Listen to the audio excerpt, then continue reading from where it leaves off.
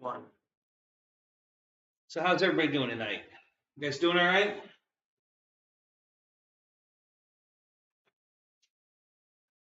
So let's see if I can find my own stream here. And let's see if I go up here to live, it may work. Try this.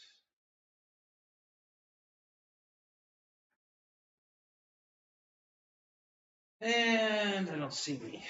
Where am I? Nobody in the room yet. What's going on?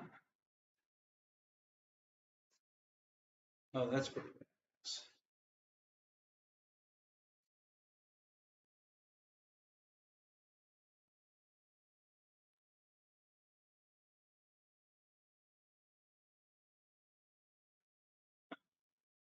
Interesting.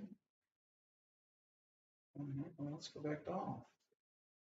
A couple guys are here. What's up? Who's here? Is Mike Bird in the first in the room again, Mike? You're awesome, dude. Thank you. Good to see you, man. I guess everybody else is watching the football game. Let's try this.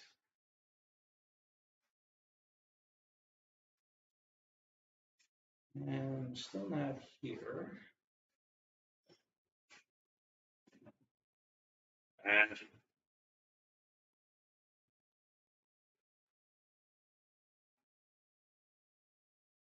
David yourself, what's up? I just checked to see if you were on. You're not on. You weren't on. You okay? Can't see the chat yet, guys. I got to get it on my screen here. I can't find my own stream. All right, I'll do it the hard way. Actually, it's probably the easy way, but I try not to do it that way, but it looks like they're going to make me. So this isn't the ideal setup, but it works.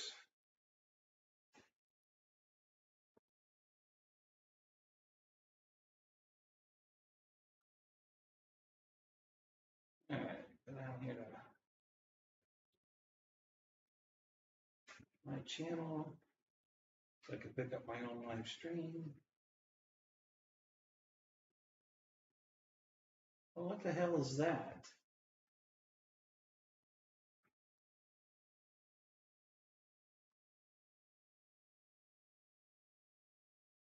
Oh, well, that's weird. All right, I gotta change. Hang on, I'm almost there, guys. Hang on. I'll be here in just a second. I gotta change switch accounts. Got the wrong account up. That's why I can't find nothing. There we go. Now we got the right account.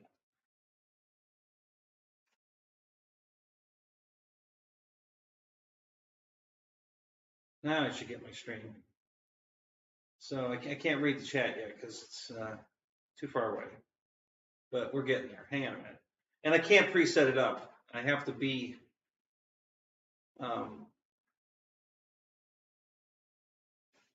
it has to be streaming before I can look it up. Just like you guys. Yeah, I can't get there early because I'm coming to this the same way you are. so I have to do it this way. All right, so now we should get it.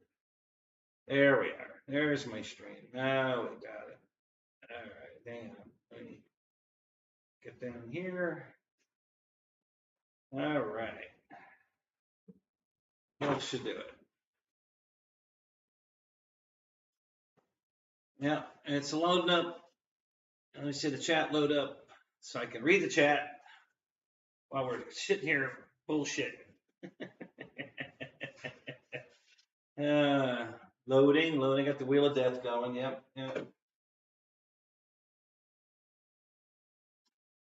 There it is. We got it. All right, Wrights is here. Hey, I was watching your football game, right? So they were playing in the snow. What the hell? That was something to watch. Holy crap! It was snowing like crazy there. So David, yourself's in the room, guys. And he's doing good, he says. So that's good to see. Ken Bird, what's up? Mike Bird, good to see you. Oh, I'm going to turn this down. I got the volume on. Hang on. Let me, oh, wrong remote. There we go. Kill the remote. All right. So who else is here? Let's see. I don't know. What's the count right now? 7. There's 7 in the room. I think there's only about 4 of us talking though. So we got 3. We got at least 3 up. There's 8 in the room. I guess we got 4 lurkers. Yeah, they'll join in a minute. So what was I didn't get to watch the end of the game, right? So I'm sure you did. Who won? Buffalo or Cincinnati?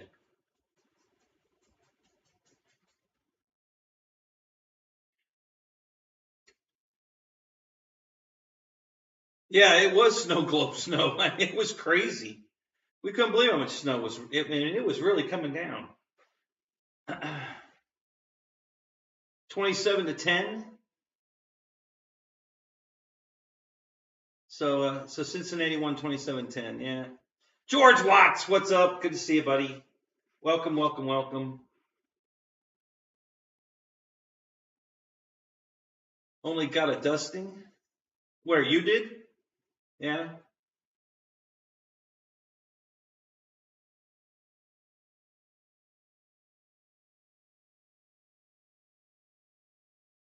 They were playing football, Ken. There was a football game, and I guess it was in Buffalo, I'm assuming. It was snowing like crazy. So, yeah, we watched it till halftime, and then I switched off. And then I never got back to it. And it was pretty funny. I remember when I used to watch the Cleveland Browns play, that they used to play in the snow a lot up in Cleveland. So, but yeah, I haven't done that in years. So anyway, so did anybody get to go flying? It was a crappy day here. It was windy as crap. It was really windy today. The temperature wasn't bad. We didn't get any rain. They forecasted rain all day, but we didn't get any rain, but it was really windy today. Where's this frozen food aisle?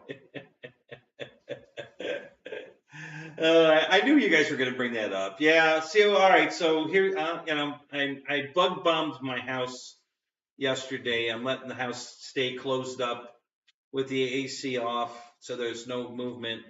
So I fogged the whole house. I set off 6 cans of bug spray because I'm trying to get rid of the roaches that my ex love interest brought with her to my house, and I'm just tired of chasing them. So I'm bombing the house. So what's up, Check 6? So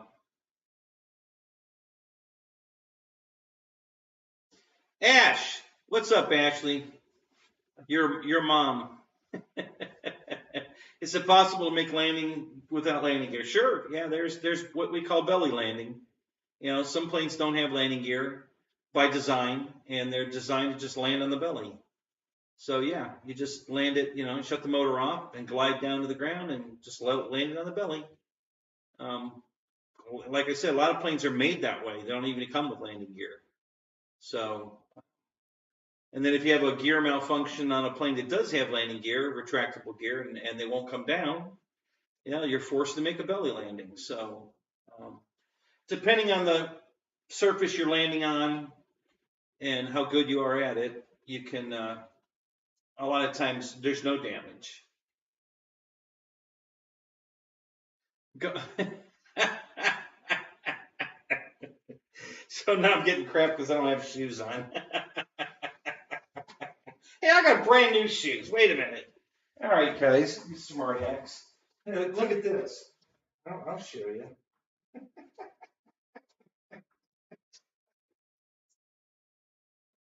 There you go. There. These are brand new shoes. Look at those. Huh? Are those cool or what? Yeah. There you go. All right. So I bought some new shoes. Actually, my ex bought me new shoes. You guys are funny. Anyway, so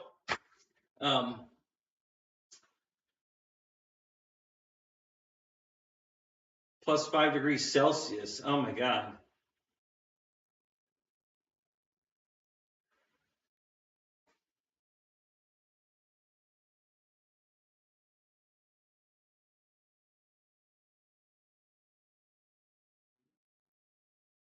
Miscommunication between the tower and the radio in the planes. Okay, I don't know what you mean by the tower. There's no tower in radio control airplanes. There's no tower contact. It's just our transmitter, this, okay, and it talks to the airplane. And how often does that miscommunicate? Depends on what brand radio you're flying. Some more than others, but in general, not very often. These new radios are pretty good. So they tend not to, we have very little problem with that, but it still can happen, but not too often. Yes, look at the pretty E-flite Valiant. So yeah, this is old, guys. This plane, I've had this plane for, I don't know, 6 or 7 years, I say, and I love it. It's a great flying airplane. It's a go-to airplane for days when you just want something dependable, and you just want to go fly, and so it's great for that. It's got pretty robust gear. This gear seems to hold up because the plane don't weigh anything. It's very light, so the plane holds up to that really well. You can't see it on camera, but I broke the nose off this plane, and then I did a video on how to repair it. So you can go watch that if you want. But there is a crack running right down here that you guys can't see on camera. Across the top here and down here. The whole nose broke off, and I put it back on, and in this picture, you can't even tell. It looks perfect. It went right back together perfect. And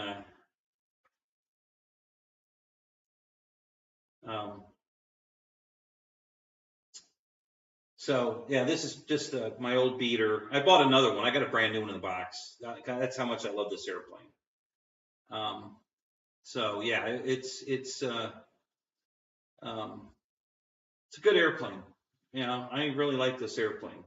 I think it looks good. It's just a nice, sleek design. It's very, very, I don't know, what do you want to call it? Generic. I mean, it's kind of a cross between like a 1956 Cessna 172 had a fastback type back that like that instead of a cut down to the window, and just it's just a very generic but looks like an airplane, and I really like it. It flies great, lots of fun.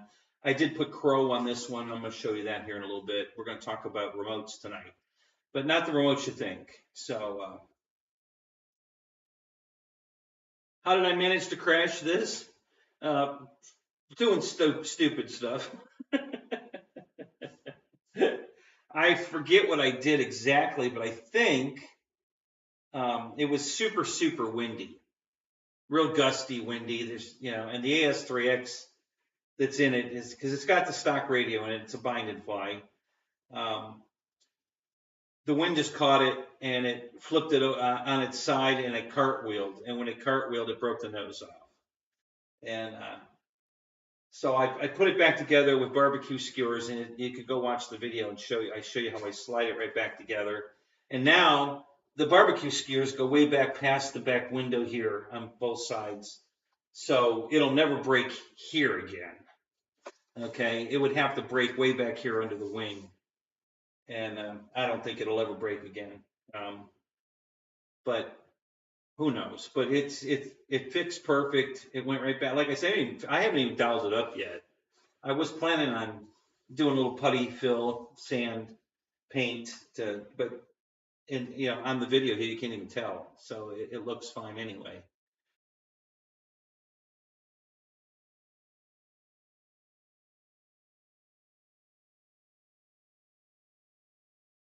I haven't had that problem, RC Hero, but I'll tell you why I don't have that problem. I balance all my props, and that's when that problem happens. If you fly in a plane with an unbalanced prop, it'll shake the motor right off the airplane.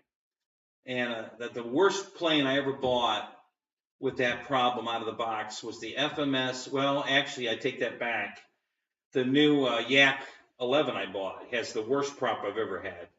But second would be the FMS, the big de Havilland Beaver. The prop that came with that was terrible. It was way out of balance. And if you don't balance it before you fly it, they're going to shake the motor right out of the airplane. And that's what happens. So I can't stress it enough, guys. I don't care how close you think it is. Take the time to balance your prop, okay?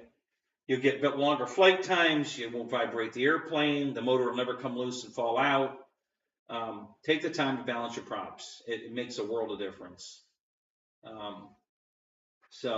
But yeah, no, I've never had that problem because, like I said, I balance all my props.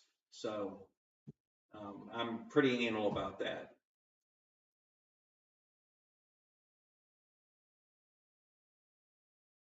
Why do planes turn after takeoff? Well, not all planes turn after takeoff, Ashley. And are we talking model airplanes again, or are you mixing in real airplanes?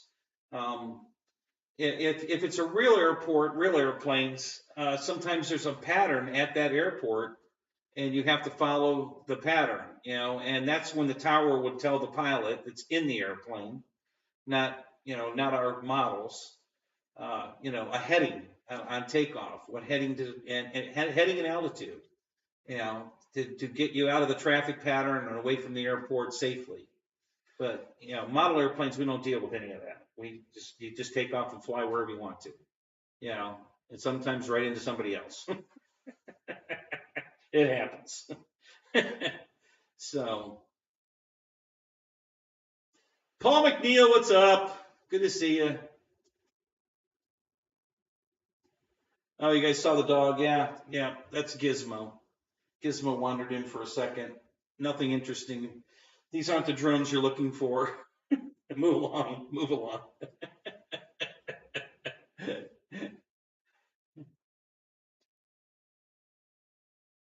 Yes, if you're flying real airplanes and ATC gives you instructions, if you don't think you can remember it, write it down. Absolutely. It's good advice.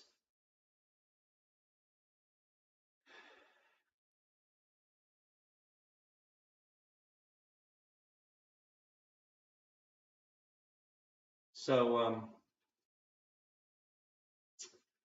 what else is going on? Any of you guys get to fly today? What's up, Roy? Reckham Roy. What's up, man? Good to see you. We've got 15 in the room now. That's good. 8 likes. So thanks for the likes, guys. Don't forget to hit that like button.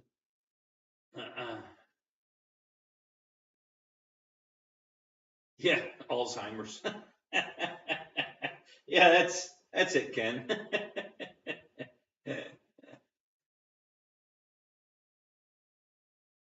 Yeah.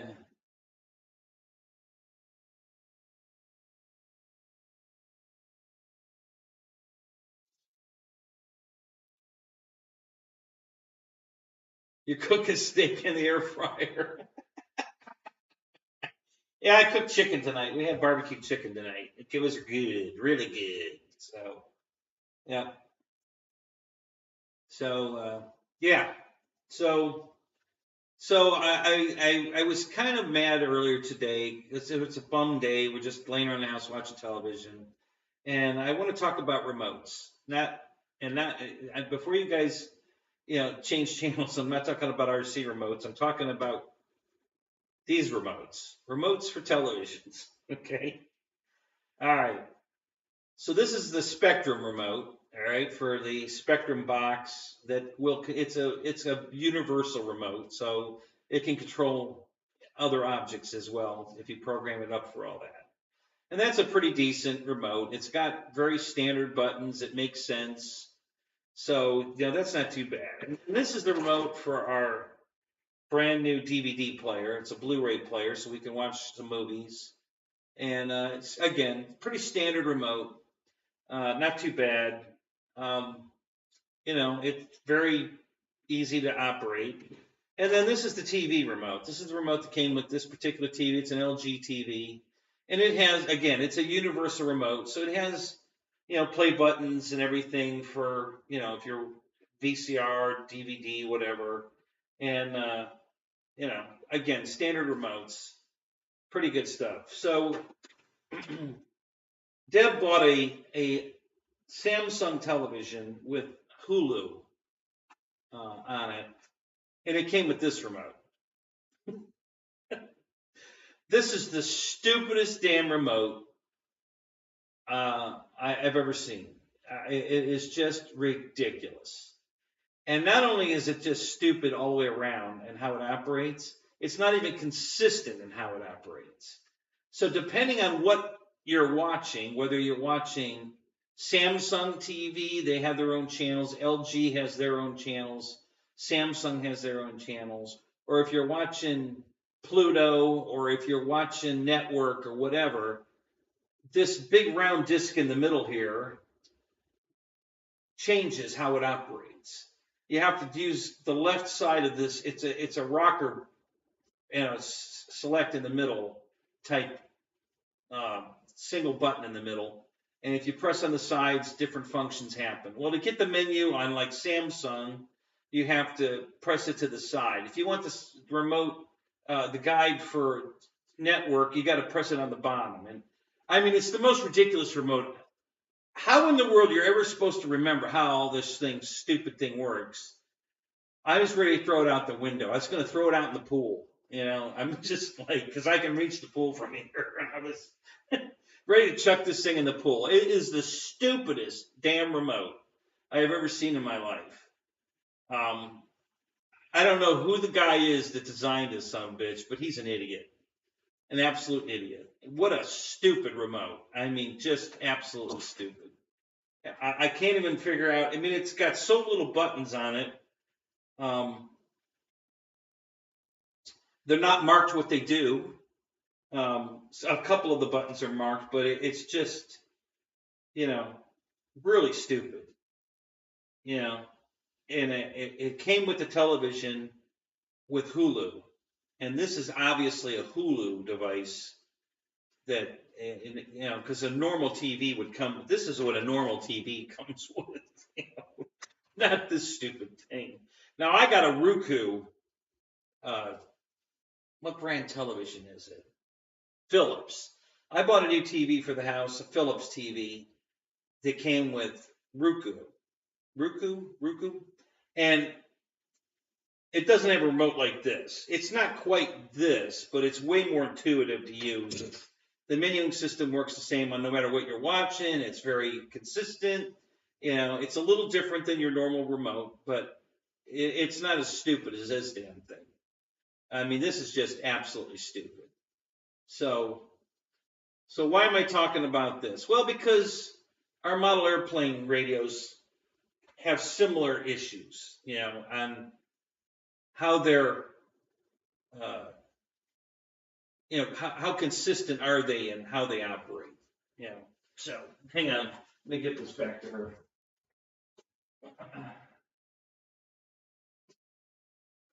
It's on my pillow.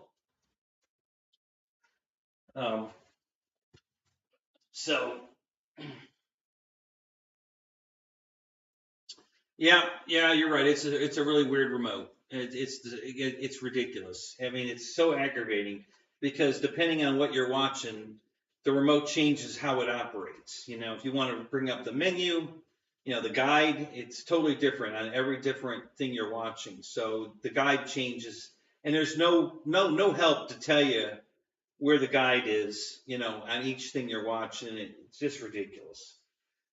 Like I said, I was ready to throw it out in the pool. If I thought for a minute I could buy an aftermarket remote and reprogram it, I would, but I don't even think it would work. I think the menuing system, because the button command would probably be the same and it would still operate stupid. The guide would come up on a different button. Yeah, it's just ridiculous. So you had a Samsung remote and it went out. POS, yeah. So maybe it's just Samsung's problem. I don't know. I'll tell you, if that's the remote that comes with, I'll never buy a Samsung television in my life. I mean, there's no way. I had one a long time ago, but it came with a standard remote, not that stupid ass thing. So yeah, what a ridiculous remote. Oh my God. So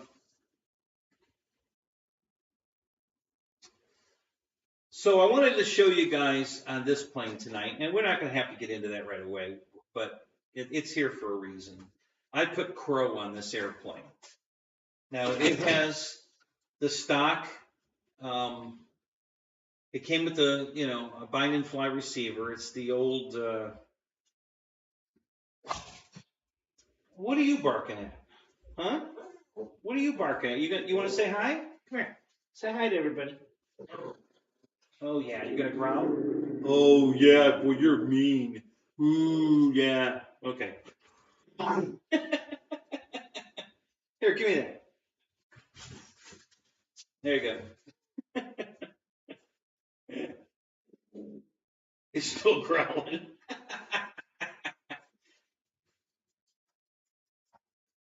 Idiot.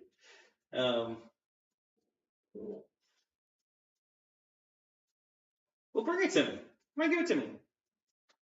So what was the, God, I can't remember, it's been so long, I can't remember what these standard receivers were back in the day. I'm sure you guys remember, whatever the standard AS3X 6-channel receiver was. I don't remember what the hell it's called. But anyway, so I took that receiver and I reprogrammed this radio so that the ailerons and the flaps become Crow. And I'm about to demonstrate that here in a minute, but yeah, probably a 636. That's probably what it was, Keith. Thank you. Yeah, I think that's what it was. No,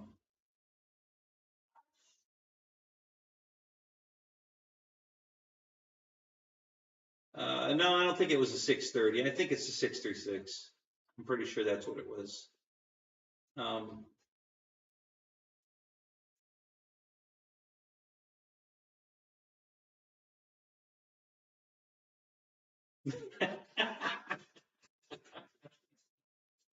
Well, Michael, that you have a point. I'll give you that. Okay. But I did it because I wanted to see, I was playing with different settings on Crow.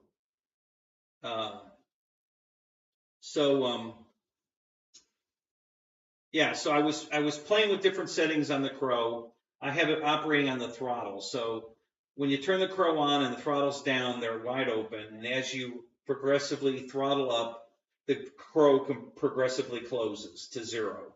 So by the time you get to about half throttle, the Crow is zeroed out and it's just ailerons and flaps again. But as you throttle back,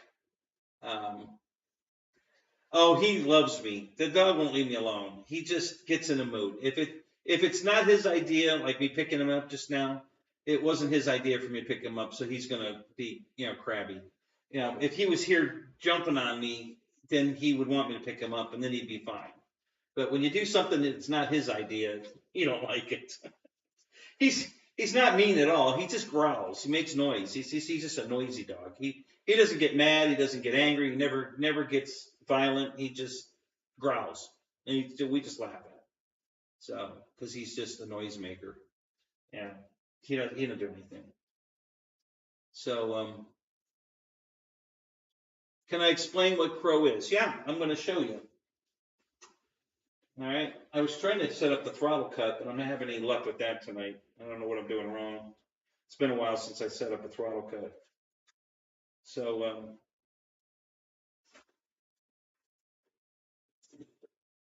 so basically what Crow is an air brake, okay? The gliders use it quite a bit. A lot of the 3D pilots use it. So for instance, if you were doing a loop, okay, and if you have the Crow on, when you're coming out of the loop and you throttle back, the Crow comes out, and that's this. Let me see if I remember what switch I put it on.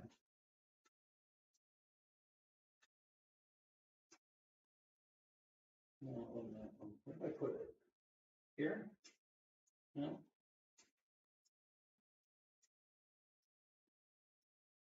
No, that's the. Hang on. There it is. Okay. So that's Crow. Okay. You see the flaps are down, ailerons are up. Now the flaps still work, so I can increase the throw of the flaps with the flap switch. Okay. And the ailerons still work. Okay, but if you turn the crow off, everything's normal. Got your aileron, you got your flaps. Okay, but with the crow on, you still have your aileron.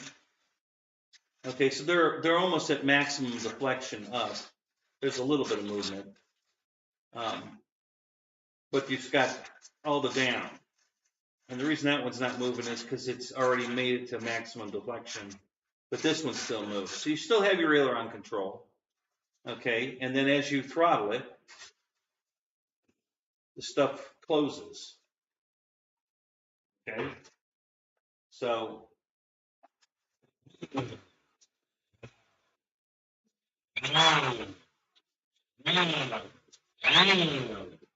you see them closing and opening as I throttle it. So that's on this airplane, it's as silly as putting retracts on a Sturman.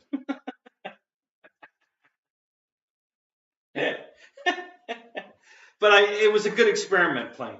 And I was able to do this without changing the receiver, guys. So, I used the stock receiver. The OpenTX allowed me to do the Garrett, what's up? How you doing tonight, buddy? So, this radio with the OpenTX let me program it pretty simply to get the crow working. And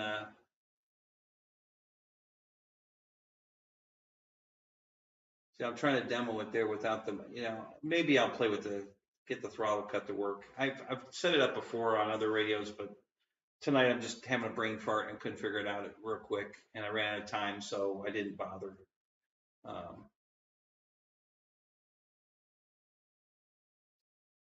So anyway, what's this? I'm really burned out. Dollar Tree won't.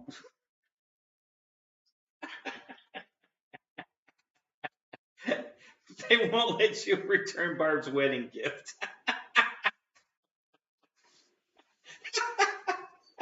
What'd she get you? You guys are hilarious.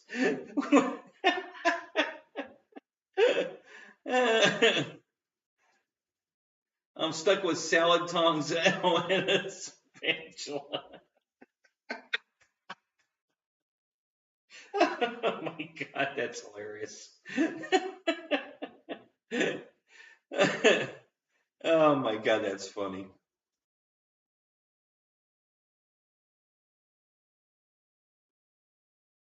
Yeah, Ken, crow's really mostly for gliders. The glider guys use crow a lot. Now, like I was explaining too, if you're doing aerobatics and you're like coming out of a loop and on the downside, you know how the plane will pick up speed because it's, diving. With the crow out, it's an air brake. So it stops that. You don't pick up speed in the dive. When you throttle back and the crow comes out, it kind of holds its speed, the same speed all the way down. And then, and then as you throttle out of it,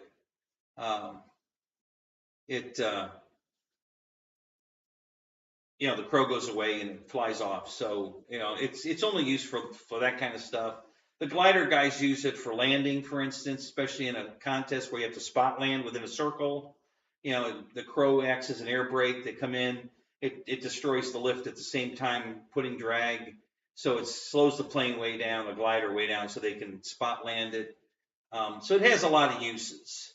I think crow is going to work on, I have it set up, but I haven't finished adjusting it, and I haven't flown the plane since. Because when I got a used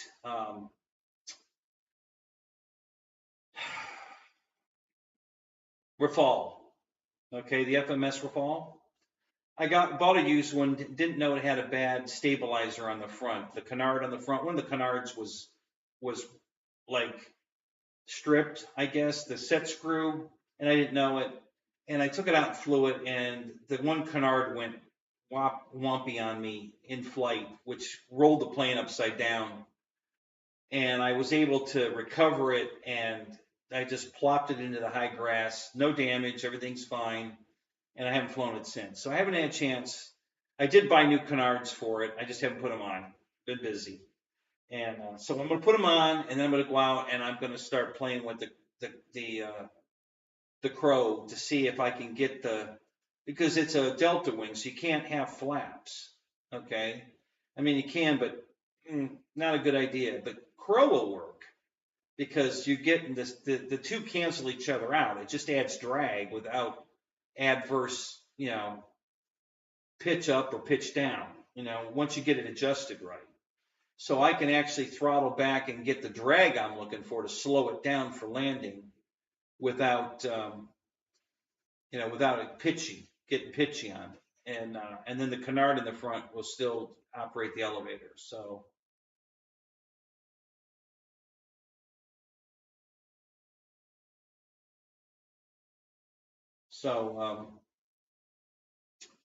Ash, most of your questions seem to be real plane related, and this isn't a real airplane show. It's a model airplane show. I mean, we can answer some of these questions because most of us are a lot of us in here are real pilots or we have flying experience, but really doesn't pertain to this channel or my show. We're model airplane guys, not real airplane guys. So they're not to scare you off or anything. I don't mind you being here at all, but maybe there's other channels that might answer your questions better than we could, because some of this, most everything you're asking is real airplane stuff, and there's only a few of us in here that are real pilots. So, but to answer that question, 15 minutes is more than enough time for the airplane to get down below 10,000 feet, or thereabouts, and then you don't need an oxygen mask anymore. So in an emergency situation, you put the mask on, they dive the airplane down to below 10,000. You don't need the oxygen mask anymore. It won't take them 15 minutes to get down. So that's more than enough time on the oxygen mask to, get the plane down to safe altitude where you don't need the oxygen anymore. So, yeah, Ronnie, I love my Valiant too. You have the Hangar 9 one? Oh, cool. Yeah, I like that one. It's pretty cool. Yeah, I haven't gotten crazy with that one yet. I think Michael Wright's bought a Hangar 9 Valiant also, I believe. Yeah, it's a great airplane. I just love the style of this airplane. I think it's just a nice, graceful looking airplane. It flies really good. It's a lot of fun to fly. Pretty stupid easy to fly. It's just one of those any weather, any day, kind of throw it in the air and fly it. And great check, Six. Well, now she's been warned. So yeah, when the Air Marshal gets here, the subject will change.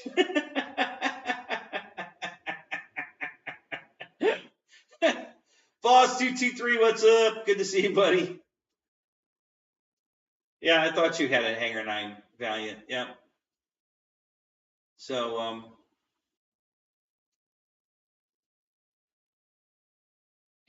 yeah, there you go. So that advice coming from Michael Bear is the real pilot in the room. He flies business jets. So he's one of the real pilots in the room. So we do have people here that can answer your questions, but it's not really, what we talk about here. We talk about Dollar Tree, frozen food section, and model airplanes. Those are our main topics. Oh my God. Working a bit. Where are you going? Are you hitting the road in the morning, boss? Where are you going? Where are you headed?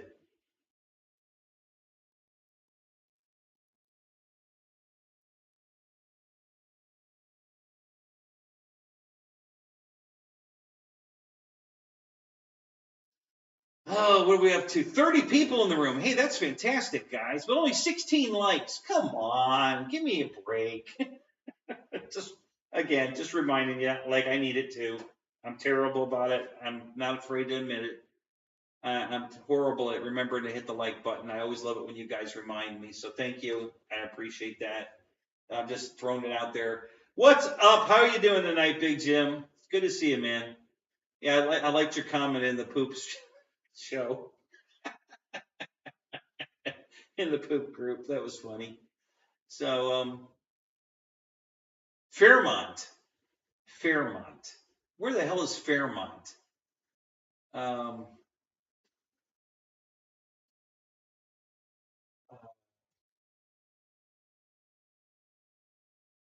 is that New Hampshire? I forget.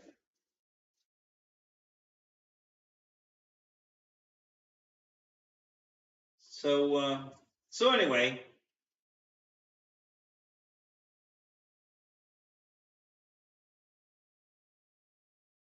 yeah, yeah. That's the legacy she left behind, Michael. Um, so yeah, we're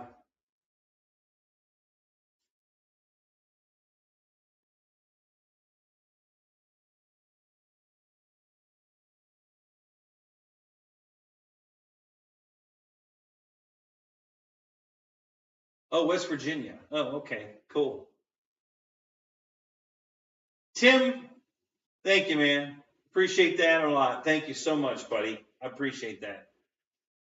Um, yeah, so yeah, I'm bombing the house. Yeah, just trying to get rid of the remnants of the ex, the ex, the ex-girlfriend. Oh yeah, we talk about buses too. Thank you, Victor. Yeah, that comes up sometimes too. We talk about a lot of things in here.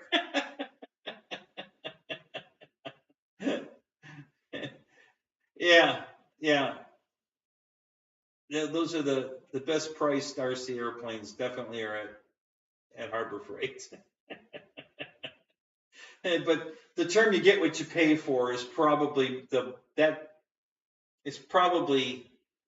most accurate uh, place to go for "you get what you pay for." Yeah, X's and legal fees. Fred, what's up?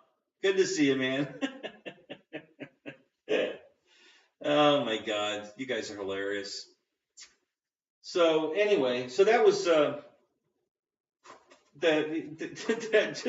had to share the remote thing today because oh my God, when she told me that she was having trouble getting the menu up, and I told her how to do it and it didn't work, and then I realized that we were on a different feed and the different feed has a different menu. What a worthless remote! What a piece of crap!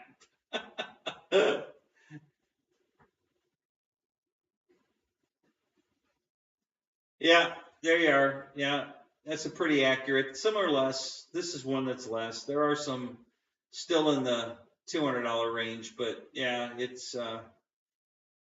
um,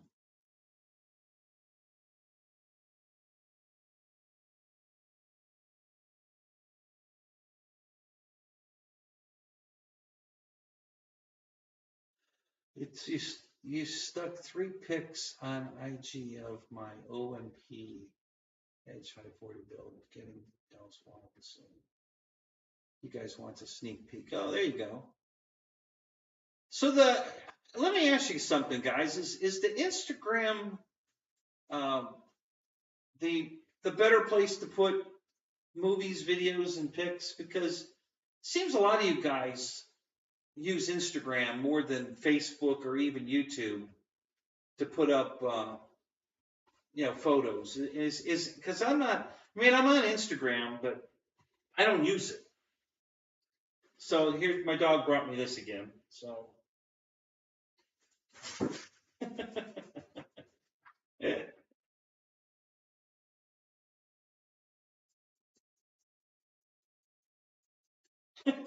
He goes back to the bedroom. He'll be back.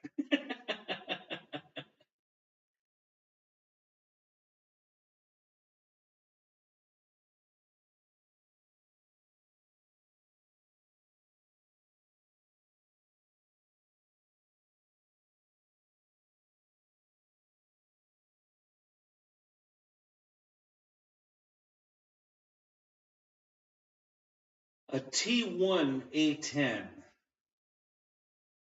A T1 A10. Who makes a T1? Who's the T1? I'm not familiar with that, Tim. What's a T1? It's interesting. I don't know that one.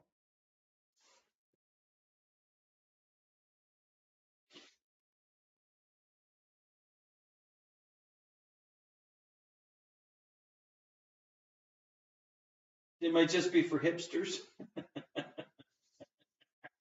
Maybe. I know George Watts puts up stuff on Instagram. And a lot of guys do. I mean, a lot of the stuff in the poop group, links to photos and stuff are on Instagram. So I know a lot of these guys are on Instagram. I never use it really. I joined it just because Ryan wanted us. He asked us all to follow him on Instagram, so I did. I joined up for Instagram to follow Ryan and Pilot Ryan, and that's really the only thing I used it for. And I've got a couple other people I follow, but it's just not. It's like Facebook. I don't use Facebook either. You know, those are two places I am rarely. Now I go to the poop group. Oh, you put your grandkids on Instagram. That's good, George. So I guess your family, all your family is all on Instagram. That's why you share all this stuff, because it's easy for you guys to all share everything because everybody's on Instagram. Is that kind of the thought process?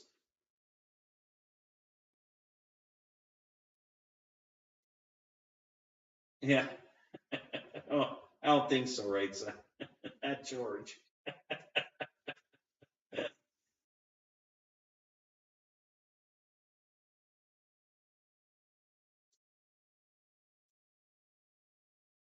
Oh, good for you, Jim. That's cool. New in the box, Eagle 580. Now, what's an Eagle 580?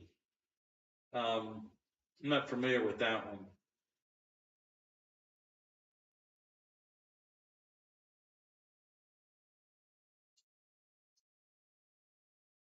Imagine yourself with a beard and look to your left. Look to my left. Really? You think that's what I look like with a beard? Thanks, Fred.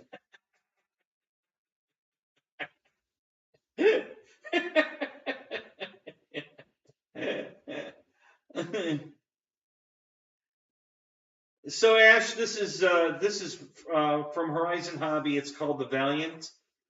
Um,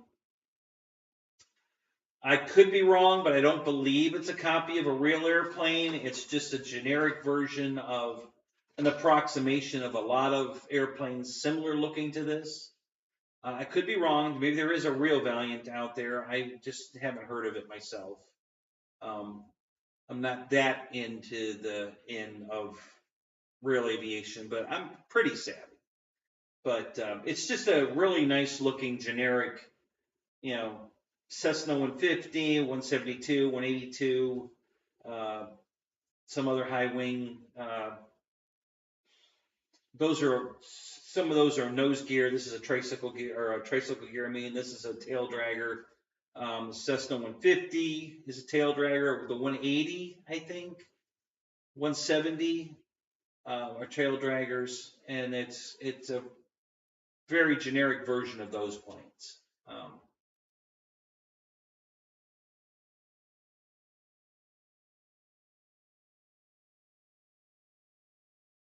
Oh, so T1 is a turbine. So is a Eagle 580 a jet, a turbine jet? Is that what that is? Oh, Ash, I have 100 about 150 airplanes. You know, we'd be here all night for me to try to list all the different airplanes I have. Been in the hobby 50 years, so I have quite a collection. But I believe me, there's guys here that have more than I do. I'm not winning. You know, he who dies with the most toys wins. I'm not winning that battle. I might be kind of in the standings, but I'm not the winner for sure. There's a lot of guys that have way more than I have. So, and way better stuff than I have. I tend to stay on the cheap side. I'm a bargain hunter and a cheap ass. I don't buy really expensive airplanes.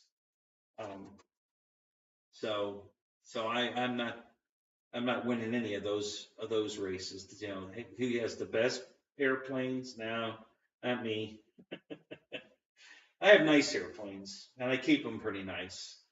Um, this one's due for an overhaul. It needs a touch up. It looks good in camera. I'm looking at it and it looks pretty good on the camera, but it's got a lot of wear on it. It needs a good steam clean, get all the dirt out of the pores, bring all the little dents back smooth, and then some touch up paint on them, and it would look practically new again. You know, it's in really good shape overall. But it needs a little freshening up. And I bought another one of the same plane because I just like this plane that much. I just think it's a really pretty airplane. I like the paint scheme on it. I think it's just a good looking airplane. Flies really good. And you want to bring it to me? Huh? You want to bring it to me? Goofball. Okay. Yeah. That's my boy. Yeah. See, now it's his idea, so he's not mad now.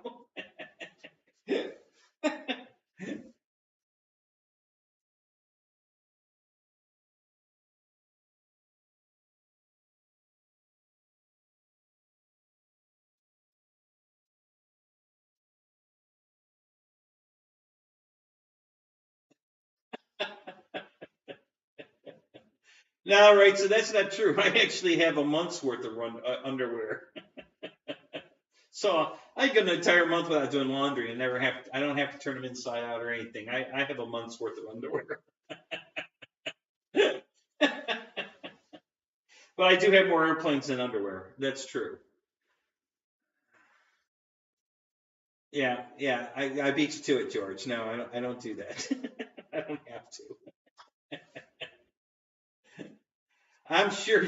I'm sure your girl buys you underwear all the time too, George. You know, it's just something wives like to do. They just constantly buy you socks and underwear. You know, it's what they do. So I'm well stocked in both departments. So, as a matter of fact, I got a brand new bundle of socks in the bedroom. I don't know, it's eight or 10 pair of brand new socks still in their little sleeves. That was a Christmas present. So yeah, that's just what they do. So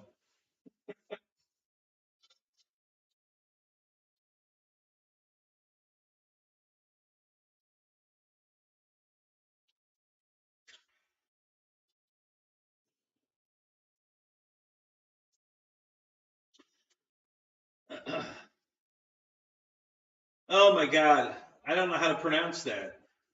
Welcome to the show. Uh,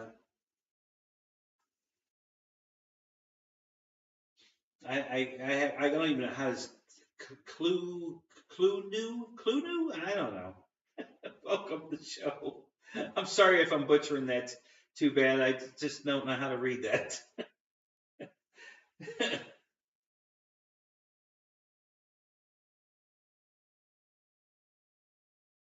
George grew out of underwear. He's more of a thong guy. Okay. Ah, you're holding out on us, George, huh? You know, you never told us that one.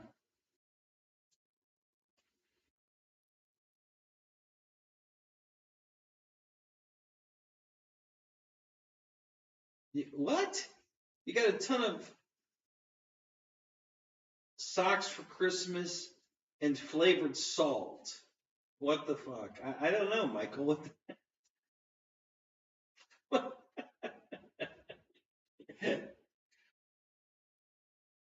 and one banana hammock.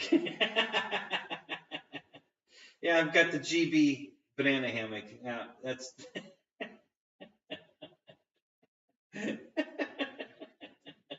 here go commando. There you go.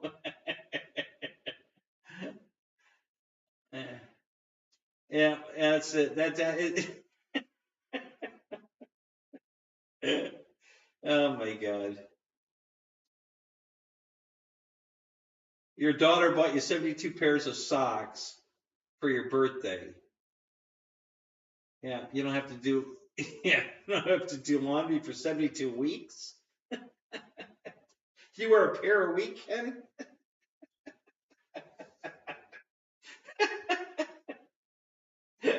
Oh my God, you're hilarious.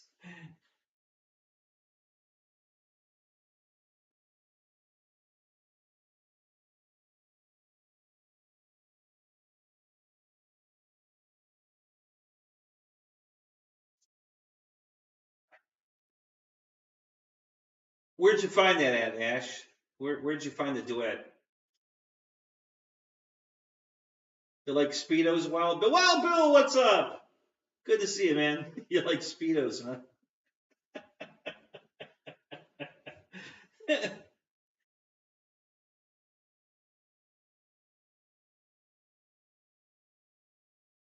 There you go. Those are perfect. Check six. Yeah, if they're yellow in the front and brown in the back, they hide everything.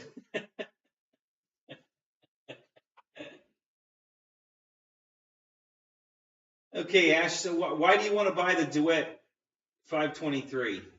What's the why are you looking at that?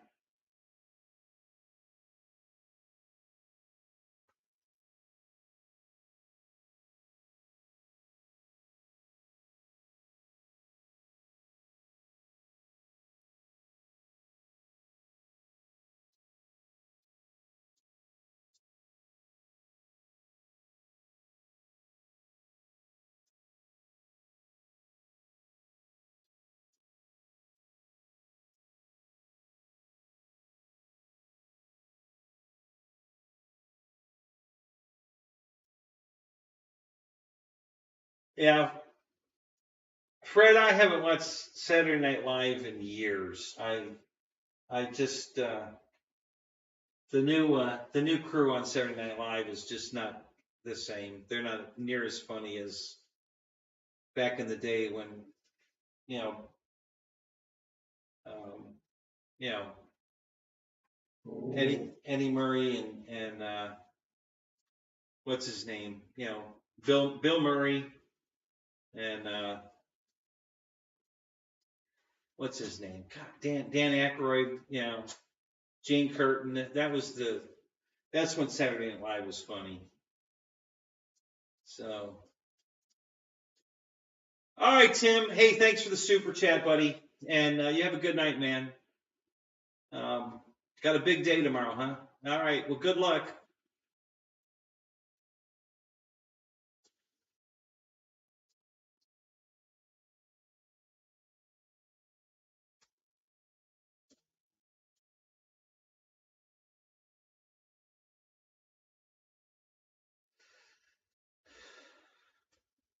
Yeah, check six. You're right.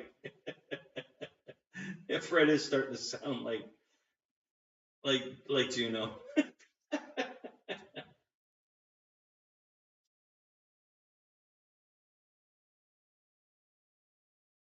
Yeah, the box set of them, huh?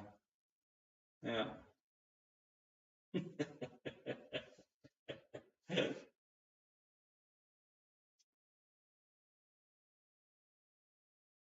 I don't know what day of the week is the 29th, Ash.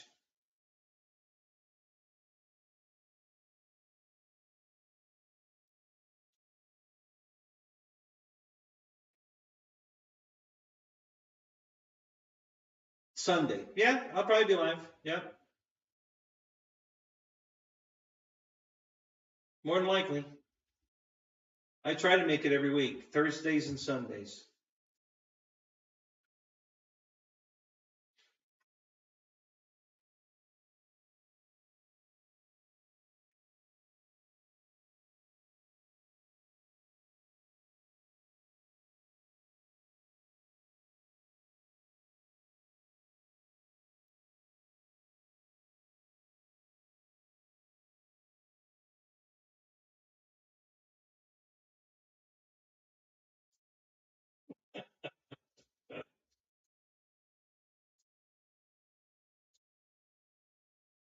So, Michael Bear, did you see the flight test video of the giant what's that damn thing called? The twin 18. Is it a Baron? No. What is it? It's a Beechcraft. The Beechcraft 18. Is that what it is? Yeah, the Beech 18. Yeah. Yeah. Did you see the giant one they made? Did you watch that? It was good looking.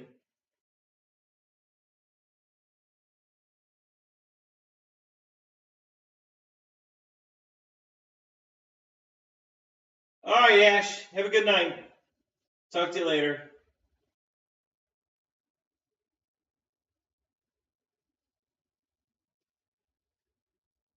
Did any of you guys watch that video yet?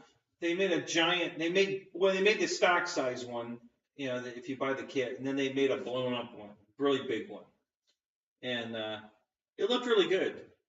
It's a good looking, version of a beach for sure. The job they did on it's pretty good. I think a set of retracts out of the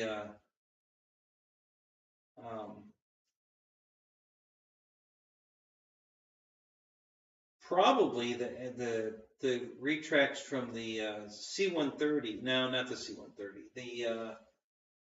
The C-47 that Banana Hobby sells would probably fit in that pretty nice, and it's the right style retract. So that would probably go in there pretty good, and then you could put retracts in it and make a really cool beach out of it, a bitchin' beach.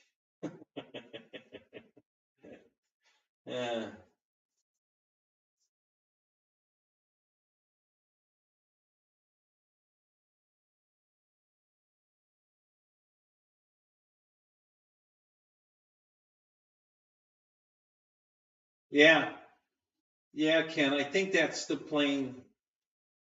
If I'm not mistaken, it needs.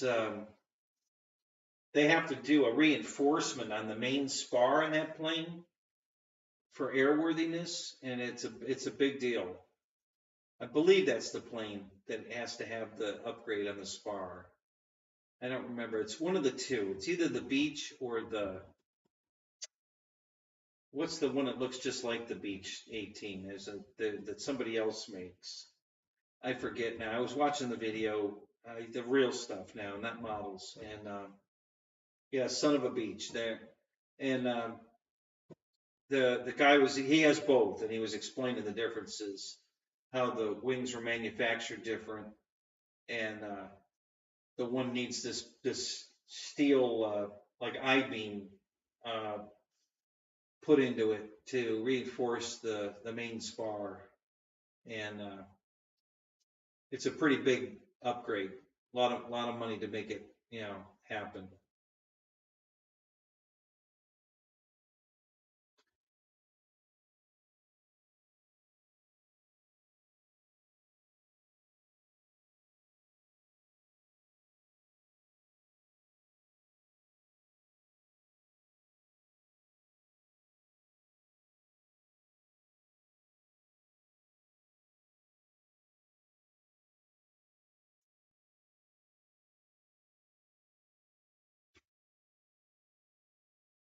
Yeah, Ken, I'm sure you're right.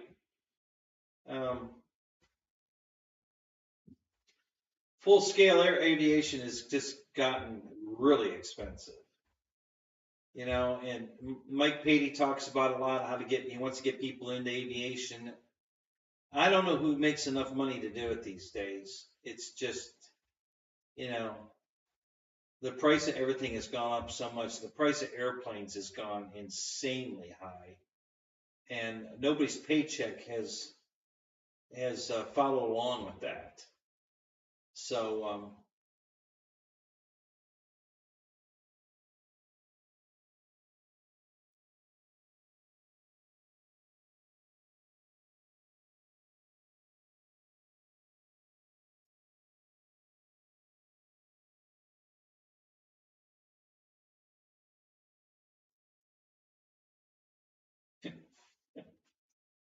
Check 6.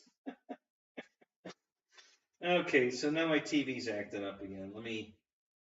I gotta tell it I'm still here so it doesn't zone out on me.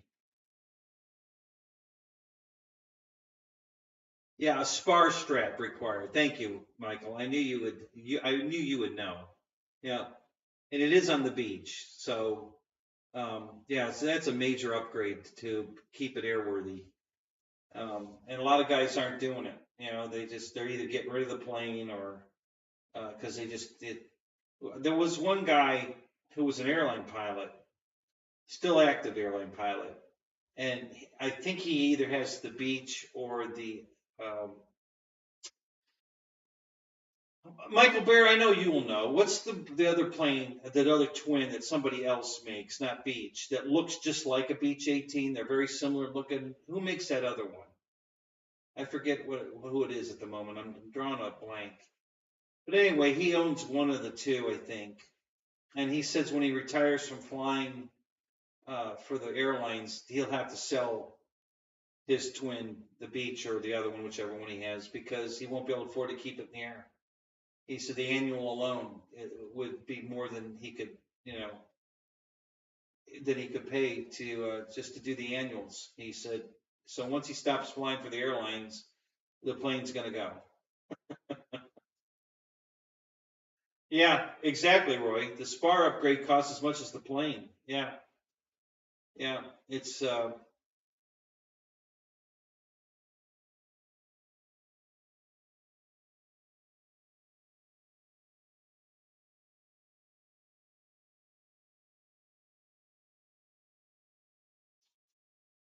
right, Ken. And the problem is because of you got to rent an airplane and pay the instructor, you know, and the rental on the plane is shit. I think 175, $200 an hour. And then the instructor, whatever he's charging, $100 an hour. Yeah, it's crazy. You know, it's you know, the prices have just gotten so out of hand that, you know, I know all these people keep talking about wanting to get people back into aviation, but my God, you know, how do they expect anybody to afford it? You know, it's just, you know, you have to be a rich man to be a real pilot these days. It's just the Electra. Really, Michael? No, I don't think it was an Electra. Um,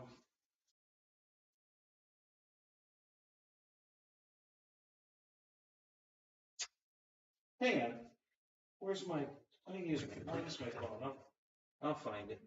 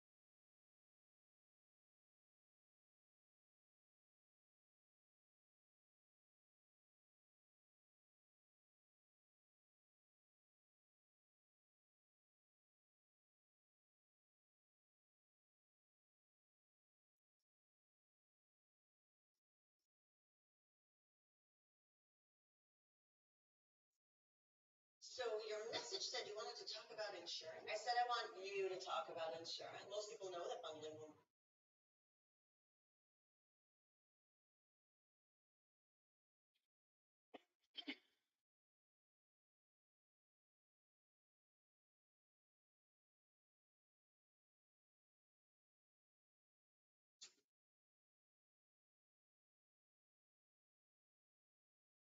Okay, so there's the beach. Where's the other one?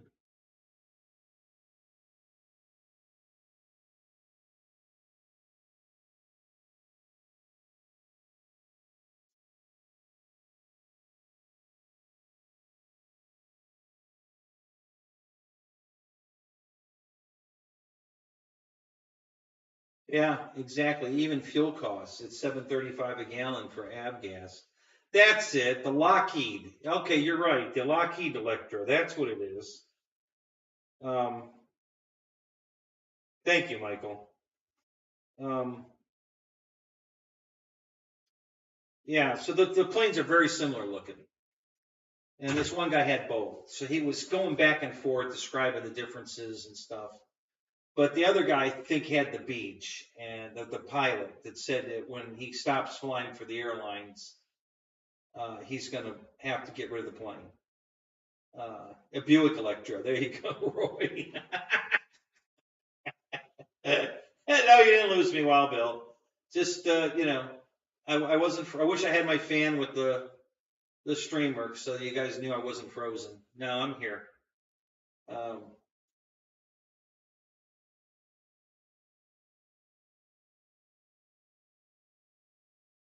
yeah, they look very similar. The difference is um, like the elevator.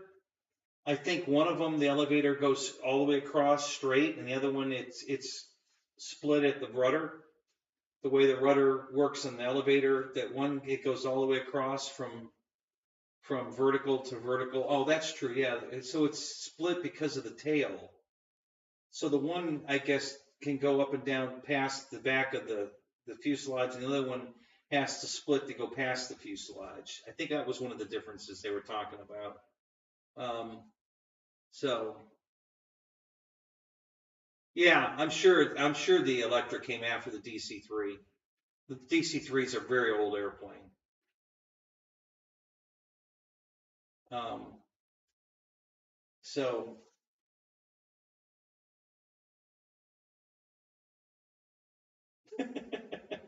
Carmen Electra.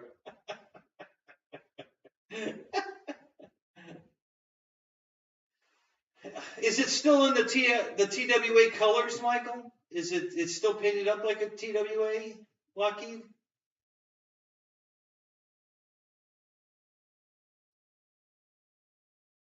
Oh, right. I know they're quite different. You're right. But they look, at first glance, they look very similar. But they're very different airplanes, inside and out. One's got more headroom in it, and the one guy that has both, and he does a YouTube video you can watch. He goes from one plane to the other, back and forth, and he's showing you all the differences between the two airplanes. And even though they, like you said, they at a glance they look very, very much the same. They're very different airplanes, and that's what he was going over with the two airplanes. It was a very interesting video. I really enjoyed watching that. Because he had both of them in the hangar, and he just kept going back and forth. Wow, that's cool. So, oh, so you have a museum at where you fly? Your company has a museum, or it's just shared at the airport where you guys fly out of?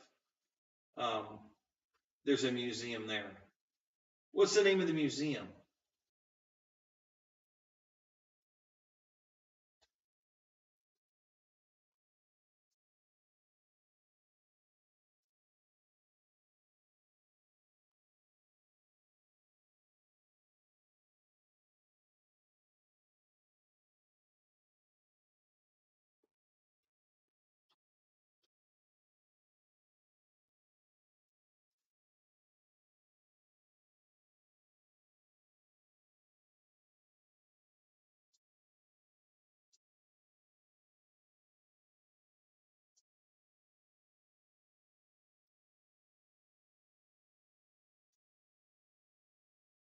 Oh, so it's a TWA museum?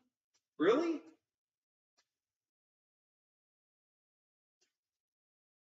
Where's this airport at?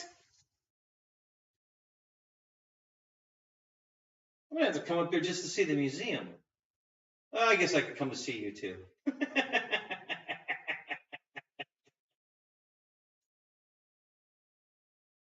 Okay, all right, I'll look it up. Thanks, Mike. That's cool. That's very cool.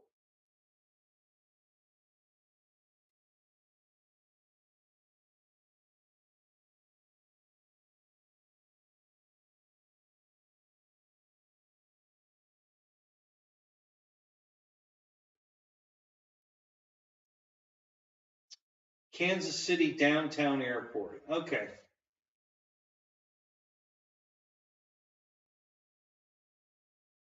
Yeah.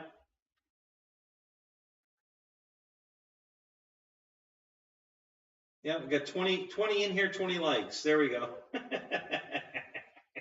Good job. All right, so if you didn't hit the like button, go ahead and hit it now so that we can go higher than 20 in here. That'll look really cool. I have more likes than we have people in here.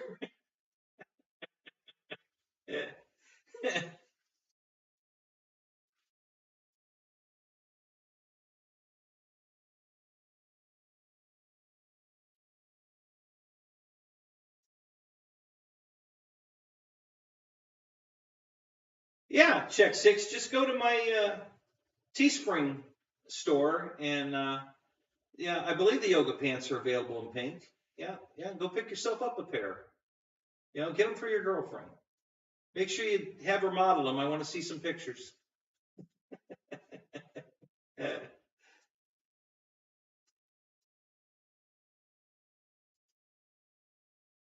Now, TWA's not still in business, are they, Michael? They've that died with Howard Hughes, didn't it? I mean, it's. But I'd like to come see the museum. That would be cool.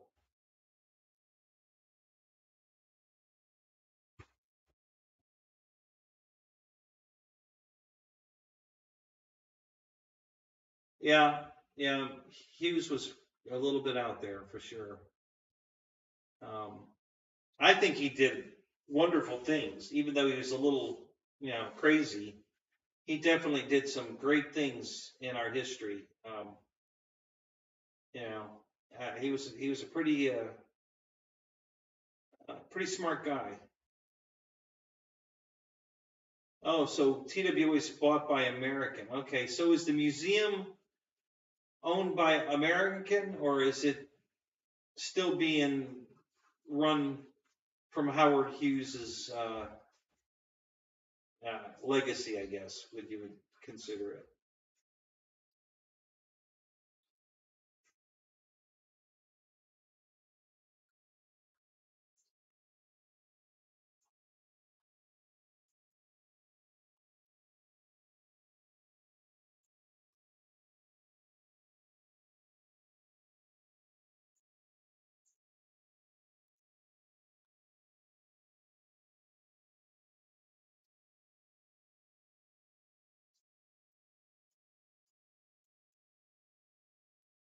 Oh, no kidding. Your hangar was built for the Ford Tri-Motor? That's an old hangar. Holy shit. Wow.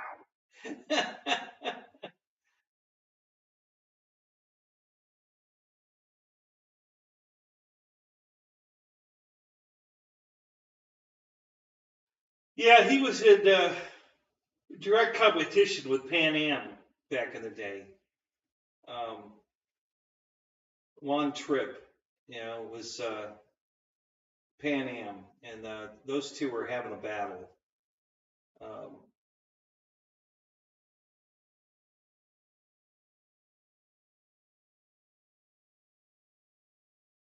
Oh, no kidding. So it's a signature. Yeah, they have places everywhere. Do you ever watch Steve-O Knievel's channel on YouTube, Michael? He flies out of most of the signature places all over Florida and the Bahamas. It's been hangering around. Fred, I swear to God, you're married to Vanessa from Last Man Standing. You have the same puns she has. Oh my God.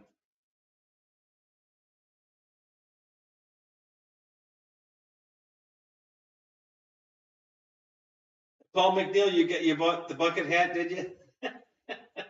I like the way this. I hope the scheme came out in real life as I put it on the hat. When I did it, because the way the colors came around it looked really cool.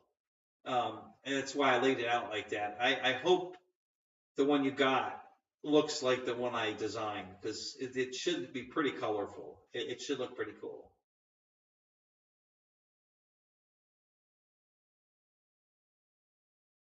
Yeah, George, I like that movie. I've watched it a bunch of times. There's a lot of good stuff in there.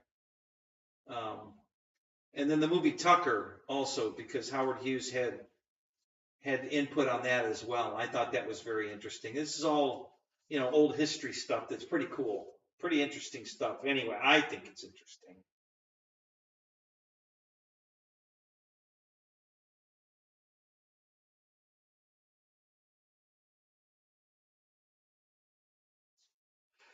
Uh, Craig, I don't know. Got a twin tail that was larger than the Beach 18. Hmm. Signatures everywhere. They suck? Really? Wow.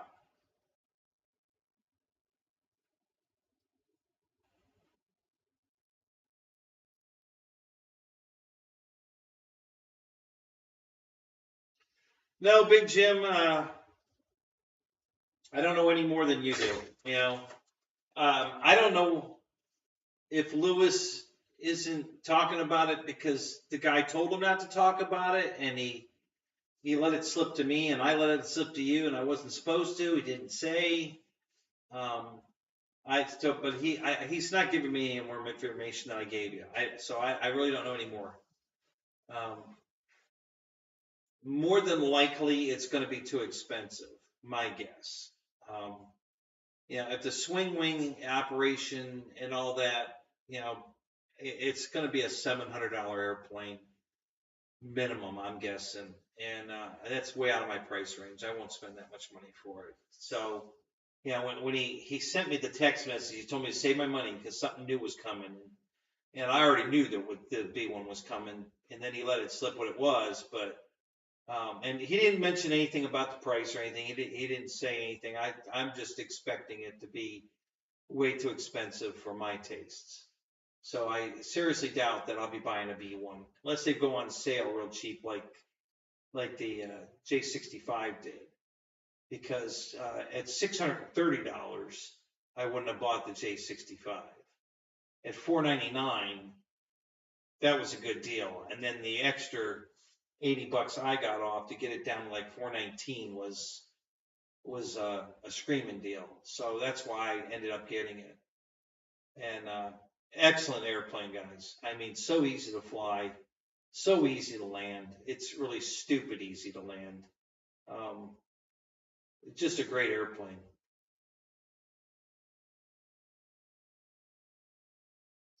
Yeah, I know, Big Jim. It's like national security over, a foam airplane that obviously there is no secrets in China, because when the Yak 130, when Flightline came out with the Yak or Freewing, or was it Flightline? No, I guess it was Free. I don't know.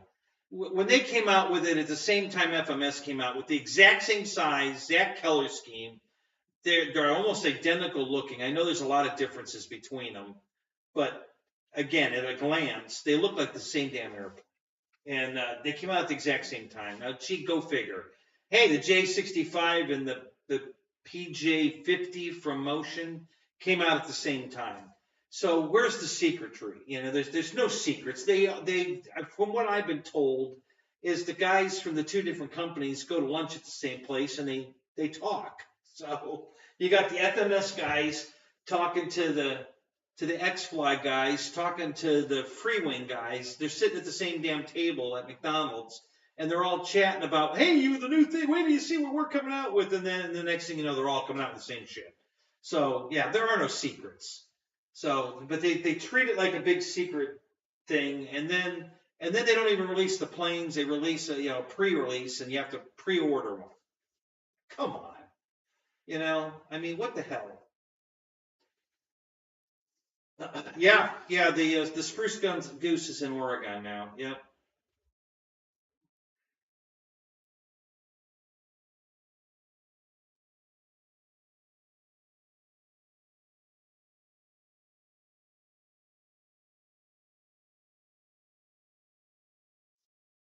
Yeah, Rando, if you haven't seen that, go on YouTube. There's all kinds of videos about the spruce goose getting moved to Oregon, how they did it, and they actually built this hangar around it out there. They built a museum around that plane, and then they filled the museum underneath the plane with more planes. I mean, it's a really nice museum, but the building itself was built size-wise specifically for the spruce goose. They bought the plane and then they built the building around it.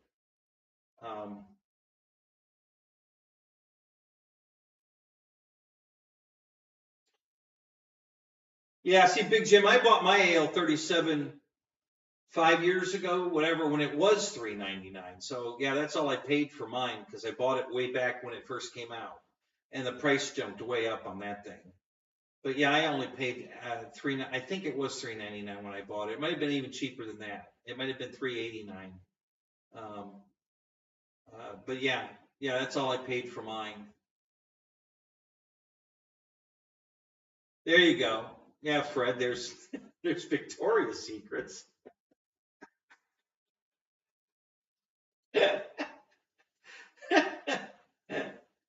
Oh my God.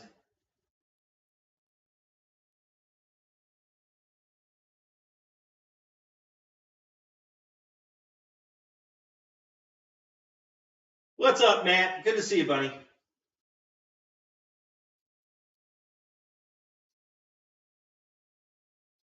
Oh, George is checking out. He must have to make a potty break.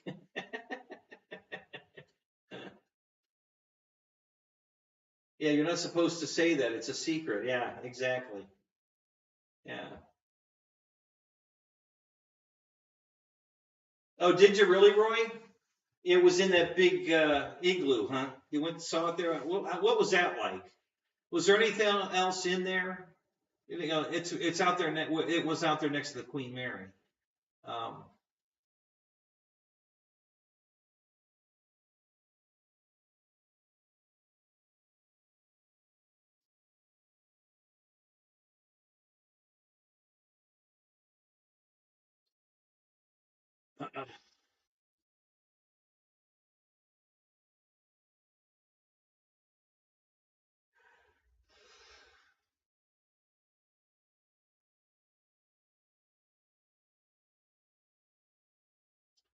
so, Big Jim, what's your thoughts on the B1? You gonna buy one at any cost, or uh, you got kicked off the Queen Mary? How the hell did you get kicked off the Queen Mary? What the hell did you do?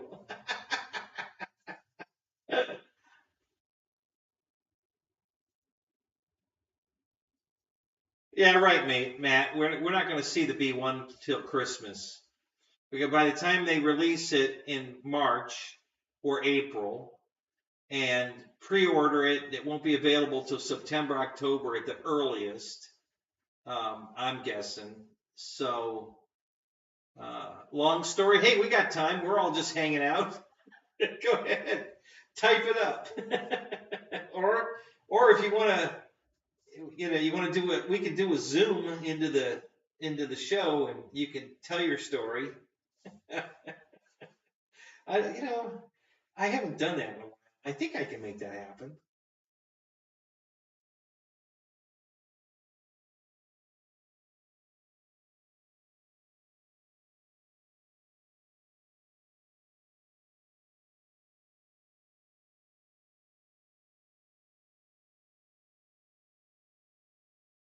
Yeah, so you took the tour back then, huh? They offer the tour now too at the out in Oregon. Um, there are different prices for the basic tour or the full blown tour where you get to go to the cockpit and everywhere else in the plane. But yeah, that thing is massive. It is just absolutely huge. Um, I think there's a B-17 parked under it. Looks like a Tonka toy. Um, yeah, it's amazing how big that airplane is.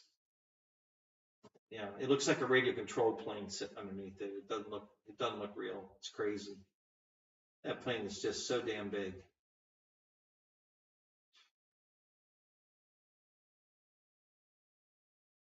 So, Big Jim, were you dressed like the Queen Mary on the Queen Mary? Is that how you got kicked off?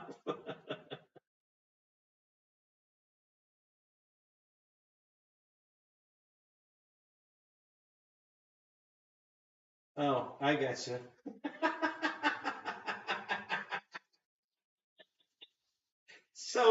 So alcohol was involved.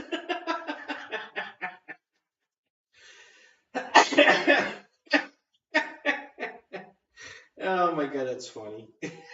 Yeah, you're gonna have to tell that story in the Zoom one night. I really want to hear this. That's hilarious. Yeah, that'll be a fun night. You gotta tell that story in Zoom. Yeah, that's gotta be fun.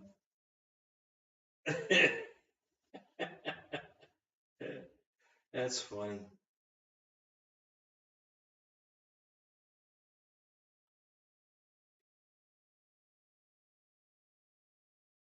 Were they really mean about it when they escorted you off the ship, or were they kind of cool and just said, "All right, come on, you gotta go. Time to go. Let's go."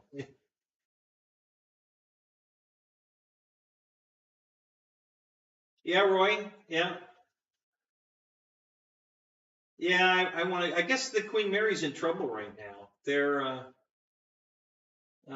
financially hurting. They're not sure they're going to be able to keep the museum open. Um, I don't I don't know. I just can't see how that would be. Unless you're just charging too much for rooms on that thing. I can't imagine it would be hard to get people to want to come see it and stay on it. It's got to be just bad management. I can't understand how something as cool as that you can actually go. It's a hotel. You can go stay on the Queen Mary. Who wouldn't want to do that? I mean, unless the price is astronomical, but if it was priced, if they priced it right, they could have all those rooms filled every night, which is the way to run it. That's how you run it. If you want to make a profit, that's how you run it. You don't ever go a night with empty rooms. You fill those rooms no matter what I don't care if you have to get $20 for the room that night to fill the room. That's an extra $20. I mean, $20 is $20, right? We keep saying that. You don't want empty rooms. You want that thing full every night. Oh, the cops were there. Oh man, did they confiscate your uh, Harbor Freight P-51? They didn't take that, did they? I hope not. God, that'd be horrible.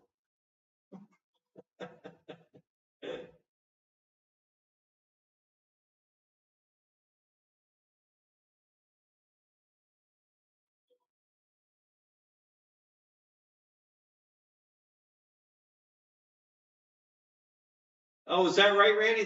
That's a new video that came out today. Okay, I'll have to go watch that one later.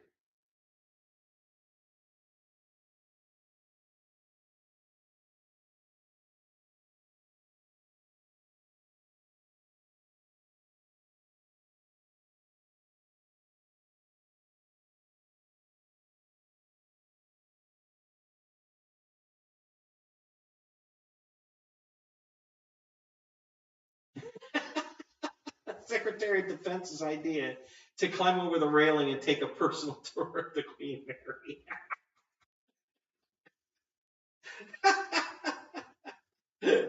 Oh, that's hilarious.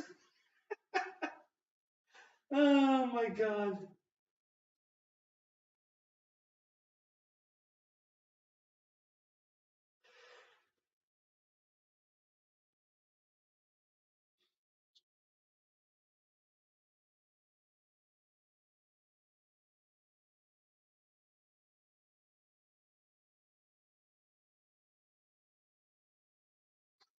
Long beach, long plane, long boat, and a long day. Oh my God, that's funny. Yeah, yeah, they had no idea who they kicked. You guys were in civilian clothes. You weren't in uniforms.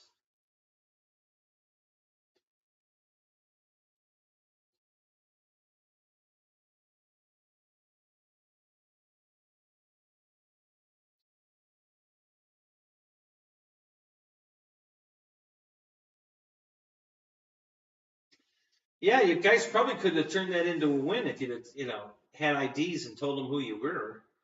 The Secretary of Defense might have got a private tour, with all you guys dragging along, of all the cool places on the ship. You might have got to go see if you played your cards right. But since you said you got kicked off, I guess you didn't.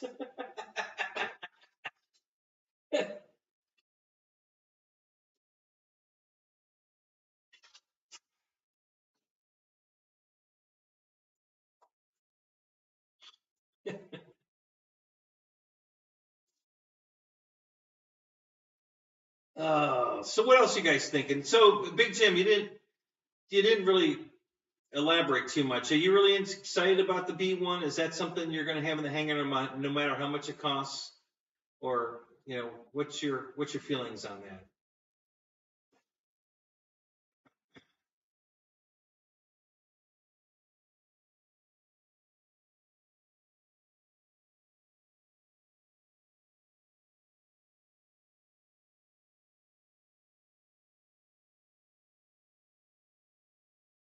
Were you filming that night? Do you have any video of you guys on the Queen Mary? Please say yes. I want to see that.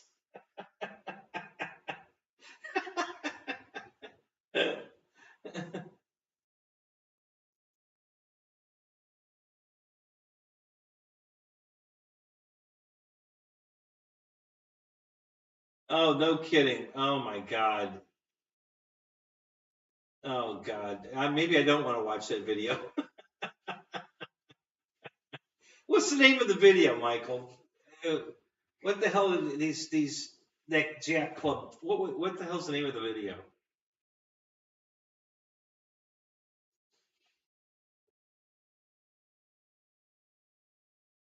Yeah, Roy, I can't wait to see it too. So, as Lewis explained it to me, he thinks it's about the size of the J65, which is pretty damn big. It's a big airplane. It's over 6 feet long, the fuselage. Um, so it's a pretty big airplane. He says it's the same power system, he thinks. So it's the same twin 70s that's in the J65. It's going to be a single 6S. So all that sounds good. I like what I'm hearing on all of that. My guess is though with the swing wing, I'm sure it'll have lights on it because they're not stupid enough like Horizon to put an airplane out that doesn't have lights on it. So it'll be lit. It'll have good lights, swing wing, good detail, retracts, flaps, all that stuff. And it's going to be $700. Every bit is $700. Yeah, I don't either, George. I hate watching RC crash videos. And the last thing I want to see is somebody tear up a beautiful airplane. It just drives me nuts. I know a lot of guys think that's hilarious and fun, but I'm not that guy. I just don't. I don't really want to see it, especially if they're doing it on purpose.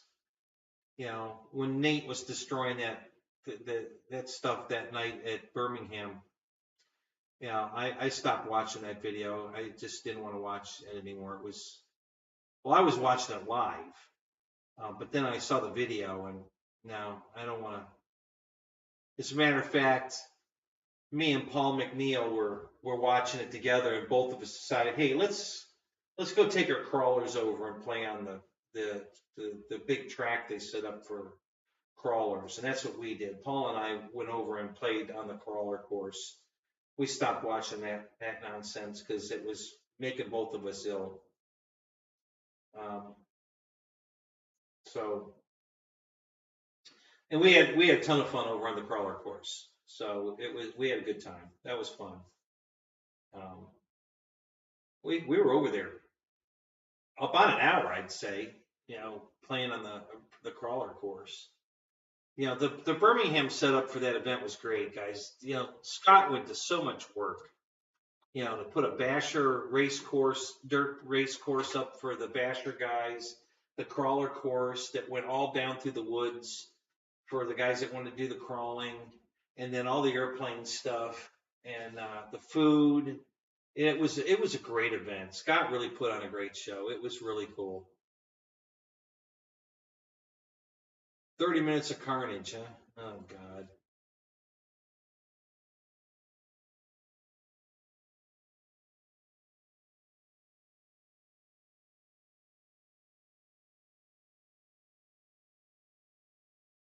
Oh, so Paul, you're already gonna just to have it. You probably won't be able to fly it because you won't be able to get it on your motorcycle. It's too big. Maybe you'll have the van fixed by then. Yeah, there you go.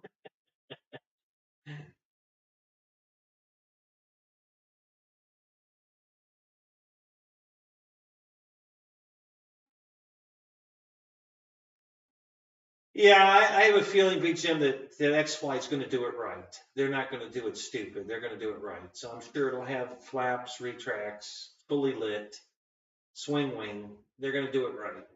I think these guys, from what I've seen so far, what they're putting out, and the attention to detail, and their thought process, I think they're going to do it right. I think it'll be a really, really nice airplane. I just think it's going to be too pricey for the most of us. Um, and I think, it's a B1. It's not a Mustang. How many people are going to want a B1? So I don't think, personally, I don't think that was a wise choice this early in the game for them. I think they're going to have way more invested in it. They're ever going to get out of it right away. It's going to take years to recoup what they've got invested. Whereas, if they came out with a P51, they'd probably recover their money in 6 months, and be profit from there on. I don't see that happening with the B1. I just don't think it's going to be as popular. But we'll see. I wouldn't have. I'd buy one if the price was right, but I know it's going to be way too expensive. I'm sure it's going to be similar, every bit of $700.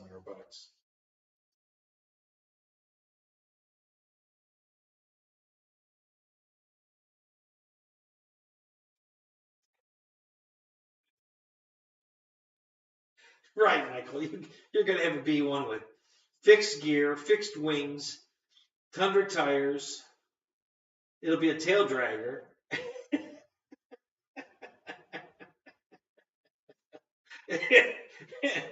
You might put floats on it. There you go. You've been watching Cletus too much.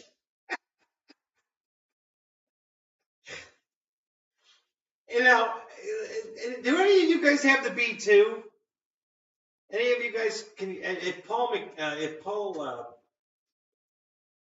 Ballard was here, he's got a B2. He could tell me. Or if Marshall was here, isn't there a spar that goes through the middle of that son of a bitch? Because Cletus's plane, when it started flapping the wings like that, I'm like, did they forget to put the spar in that thing? Because good God.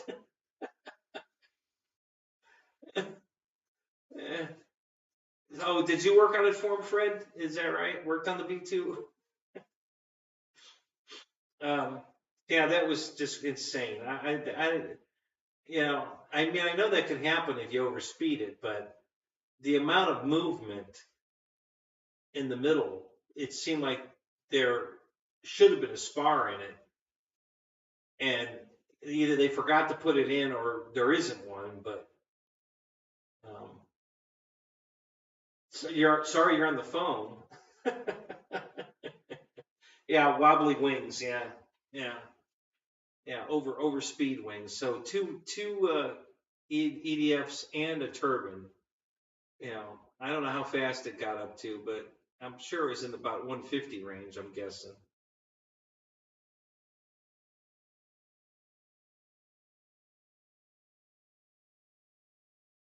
Yeah, man, that's a price that would better work, but there's no way they're going to release it at that.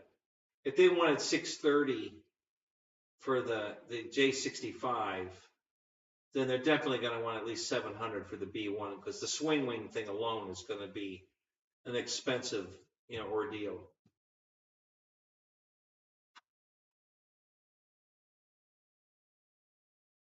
Yeah, you're right. So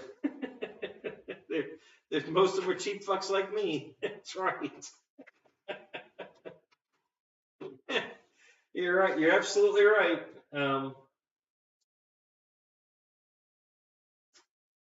You know, it's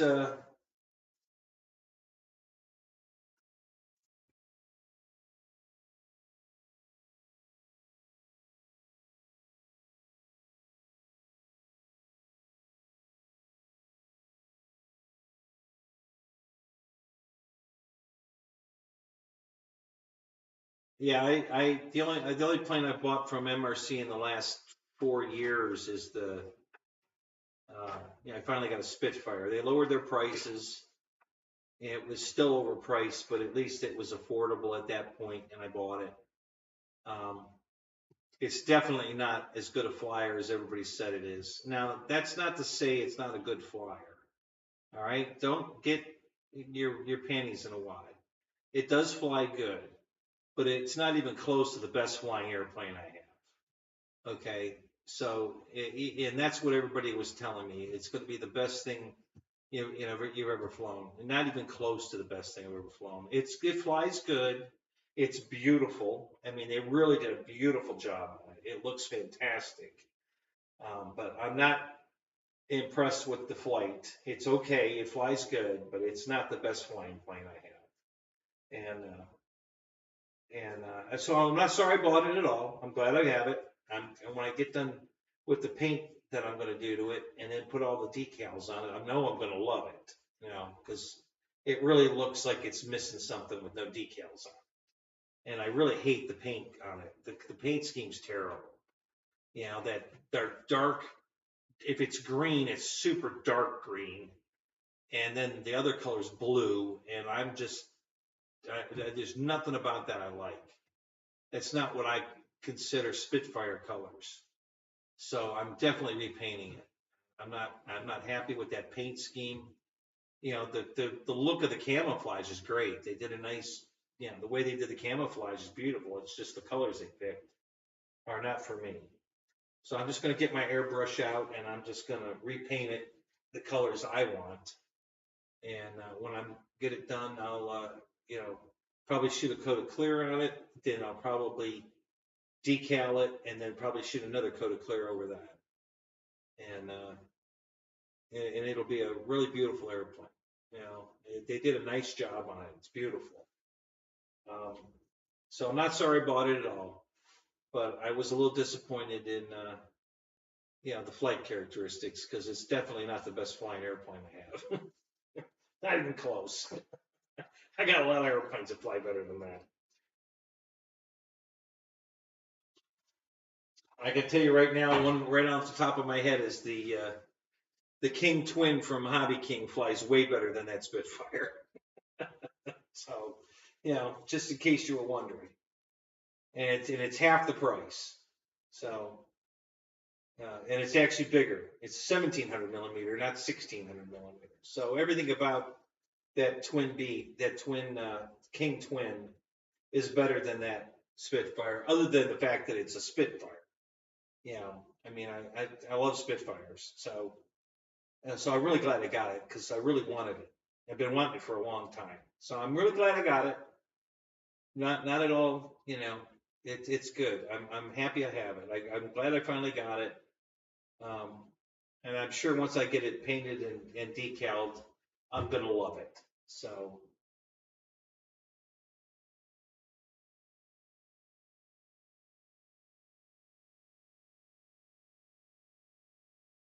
Uh, really? How many? All right, EQ. You know what? I can do that. I do have it with me. It's out in the trailer. Do you guys want me to go get the J65 and bring it in here? You know, it's going to take me a few minutes. I mean, you're going to have dead air here for about 10 minutes by the time I get it out of the trailer and get it up here. But if you guys want me to go get it, I will. I'll go get it.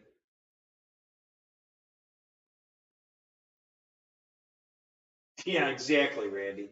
It's about the only thing I would buy from Motion is glue.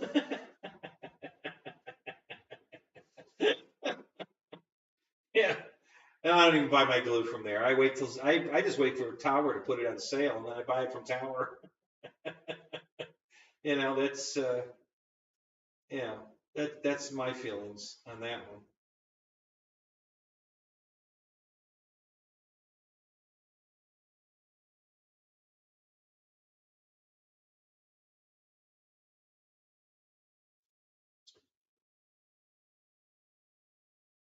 Let's see, EQ. I can tell you from planes that you have, what would be a comparable size? Um, your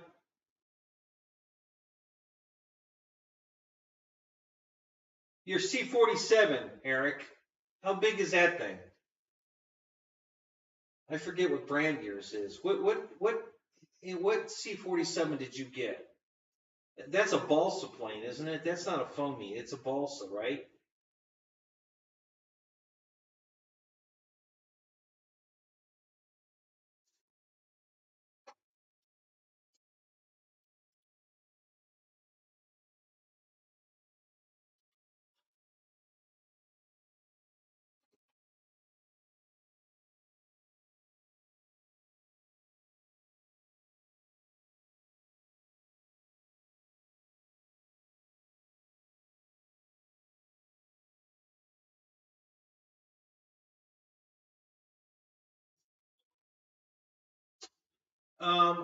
I have two of the QQs, RC Hero. Love it.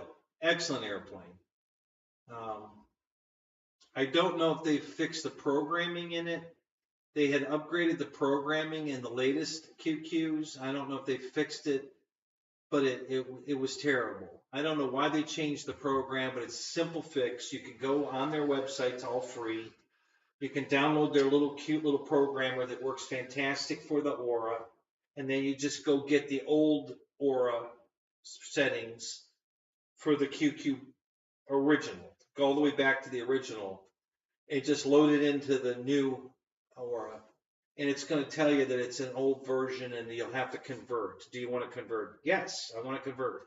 And that fast. It's converted in there and it'll fly fantastic. Now, I don't know if they fixed it. So if you don't think it's flying, if you get one and you don't think it's flying right, it's got the wrong program in it. It's not the airplane. You can fix it super easy. Just reprogram it. Super easy to do. So I've reprogrammed mine and several other guys at the field because the new program was terrible. I don't know who flew it like that, or why they set it up like that, but it was awful. It just flew stupid. And I knew the airplane flew right because I'd flown it. My original one flew fantastic. And so when I bought the new one, because I wanted a night version one with the new lights in it, and I got it, and it was like, what is wrong with this thing? This is wrong. And so I went out and got the old program, downloaded it into it. It took a second, literally. As fast as you click the program, the little green check mark comes up. It's done. It's like that fast. And that fixed it. And the plane flies fantastic. I love that airplane. It's in the trailer. I have it with me. It's out there right now.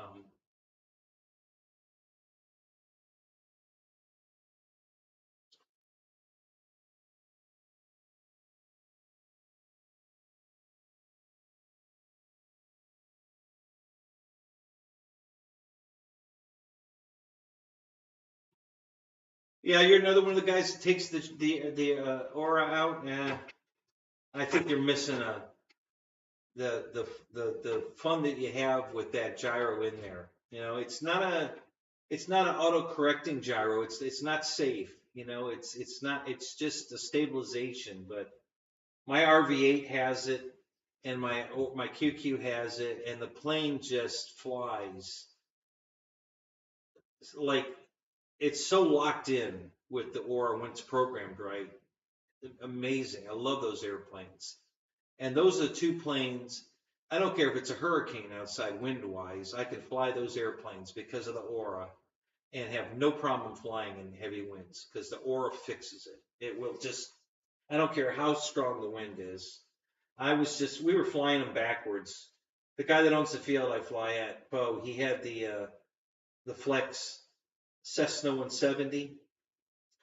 You know, it's the big 2 meter, you know, Cessna tail dragger, and I had my RV8 out, and we had hurricane conditions one day out there, you know, 60-mile-an-hour winds, and both of us just put our planes up in the air, and we were hovering right next to each other. We were just, you know, we were just hovering them right there. It was hilarious. We were both laughing because the plane just, you know, with the aura working, it's stupid easy to fly. You know, so we're out there doing stupid shit. I mean, flying in that kind of wind was just stupid. But, you know, what the hell? And it did perfect. It's amazing. So, yeah, I personally I'm not a big gyro guy either. I don't have gyros in very many of my planes. I've only ever put a gyro in 2 planes of the 150 I have.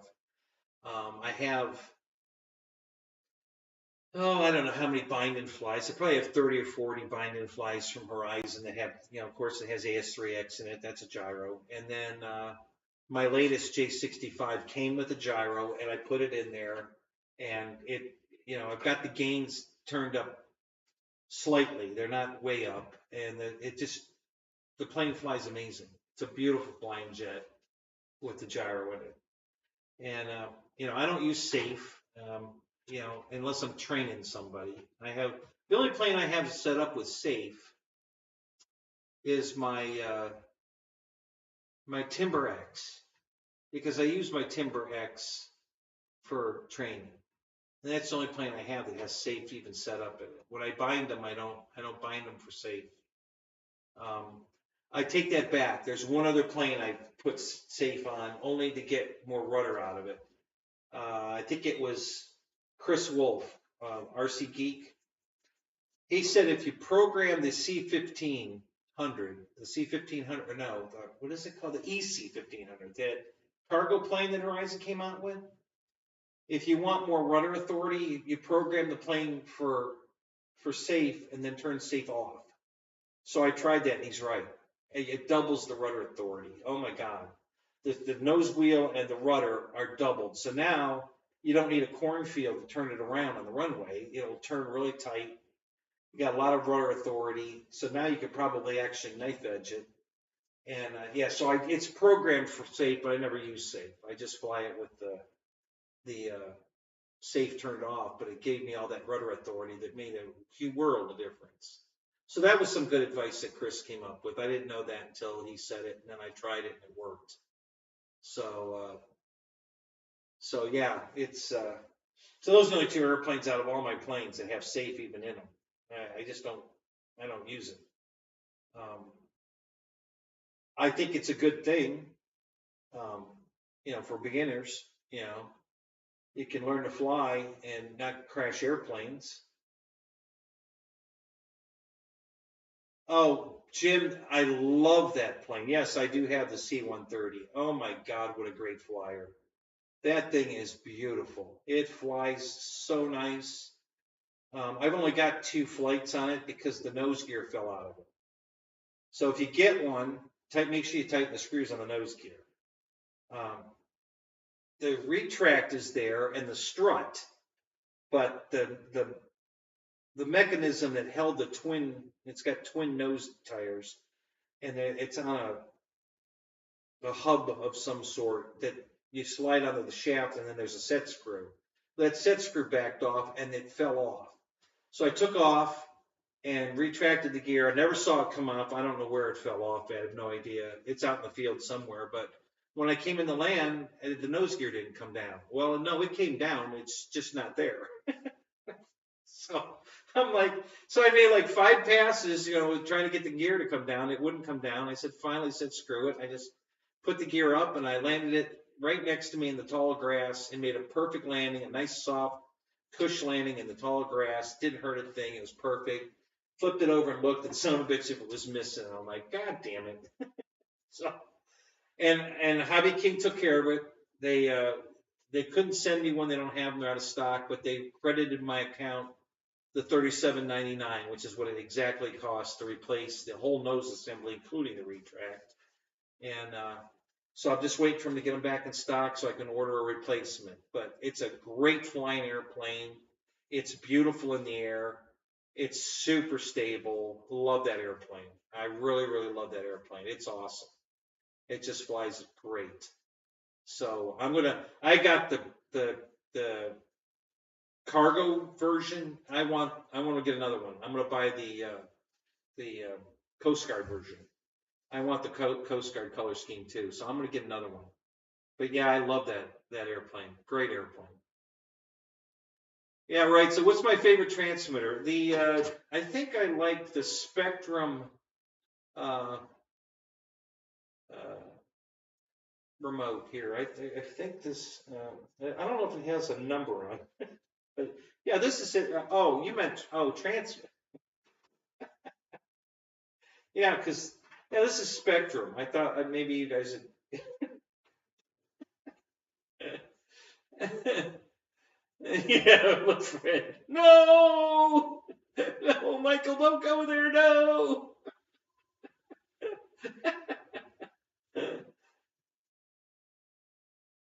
Yeah, doing Fat Albert. Do you have one of the new ones, Matt? The new C-130? Did you get one of those? Um, yeah, I have a DX5. It's right. It's a matter of fact. Yeah, I have a DX6i, I have a DX5, and a DX4. So yeah, those are my go-to Spectrum radios. Yeah, no, I don't have $2,000 for an IX20 SE. Sorry. I knew you had the old one. Oh, so you do have a new one too? Yeah. Yeah, I love the new one. God, that thing flies great. Oh, what a beautiful airplane. Yeah, I wish I had more flights on it. I love that thing. It's a really good flyer. Oh, so Mike's RC, you got a hold of one of the new X-18s? Yeah. Yeah, Air Marshal got one too. He likes it. He really likes it a lot. He thinks it's a really good quality, radio. He likes it. He's talked highly of it. And he's a Spectrum guy, but he really likes that radio. Um,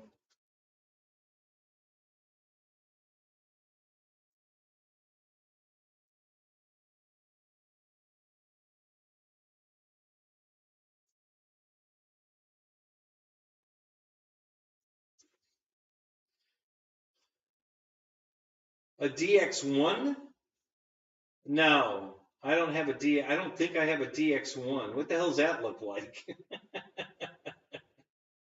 Yeah, you have a DX5E. No, I don't have a DX5E. An NX8. No, don't have one of those either. No, Roy, I'm sorry. The best bang for the buck is the Radio Master. 16 channels, color touchscreen, Hall effects gimbals, all that stuff for $200. You can't beat it. And it'll fly everything you got that's Spectrum. So you can't beat that radio. That's the best bang for the buck by far. 16 channels, upgradable to 32. That's an unbelievable radio for $200. It's unbelievable.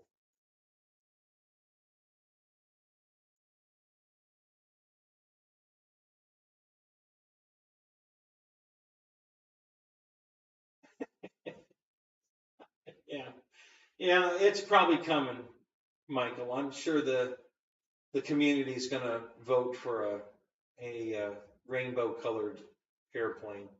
Sooner or later, it'll happen. Yeah, Roy, I agree. I think the Valiant's a good looking airplane. What's going on with my camera? Am I out of focus? What's going on here?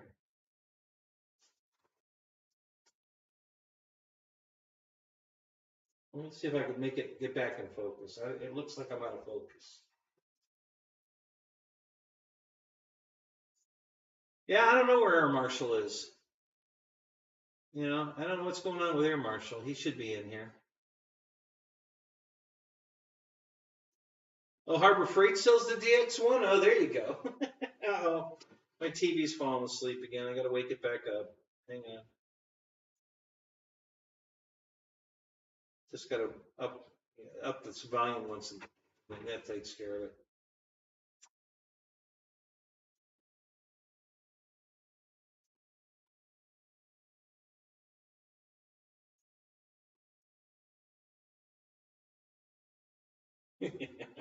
Thanks, Michael.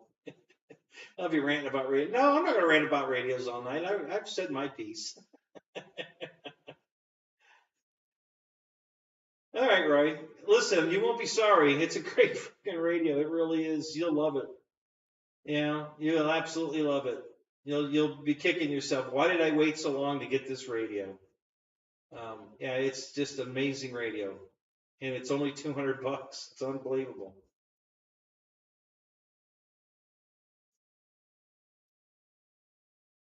Yeah. Oh, thank you, Michael. Yeah. Yeah. There. I'm watching what I just did now. I'm a few seconds behind. So did it? Yeah, I guess it's in focus now. It looks right. Okay.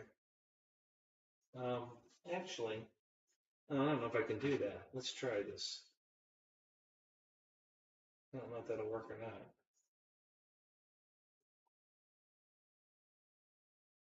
I probably shouldn't do this. I'll probably crash the damn TV again.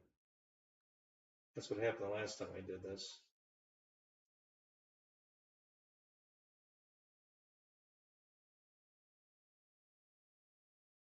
Apparently my TV, her TV, it's not mine. Her TV has about as much smoke as my computer. So the last time I fooled with this, it crashed. So I don't know if this is going to work, but we'll try it. See what happens. Yeah, see, my video quality is only at 360. I'm gonna take it up to 480. I'm not gonna do the 720. Will crash it for sure, but let me go to 480 and see what happens. See if that looks a little better without crashing it.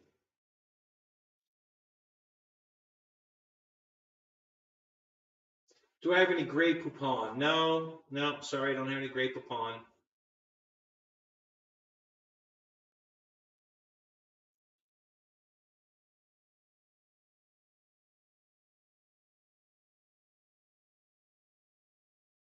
Oh, is that what that stands for? French brain matter? Hey, Paul, there you are.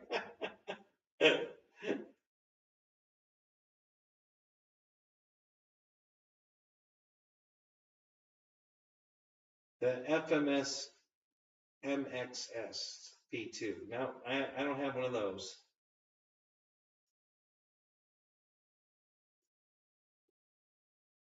Yeah, that's a little better. Yeah, that was 480 looks pretty good now. That's not bad. It's pretty tasty stuff, yeah. Yeah, glad it's not 1080. Yeah, you know. Oh, wait a minute, Wild Bill. What are you trying to say?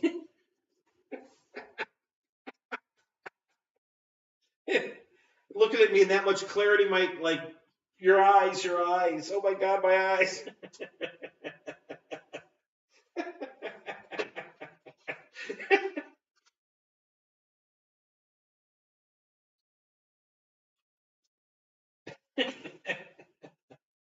Yeah, for brain matter, huh? Yeah. Oh, well, that's. I know I won't be ordering any Grey Poupon anytime soon. Yeah, or 4K. That'd really kill you. Yeah, you guys would all be blind by now. I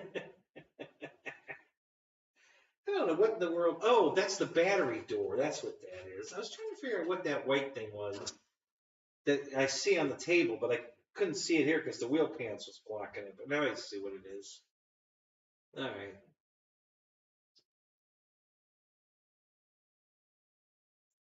So, Paul, now that you're here, I have a question about your B2. We were talking about Cletus, and his flappy wings. Is there a carbon fiber spar that goes through the fuselage from one wing to the other wing? you know, to stiffen it. Is there a spar in there?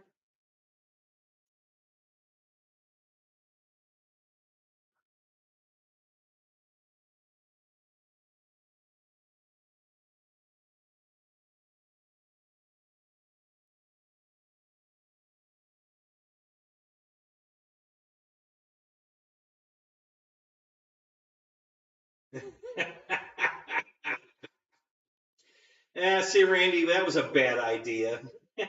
Cleaning your monitor. Oh my God, what were you thinking?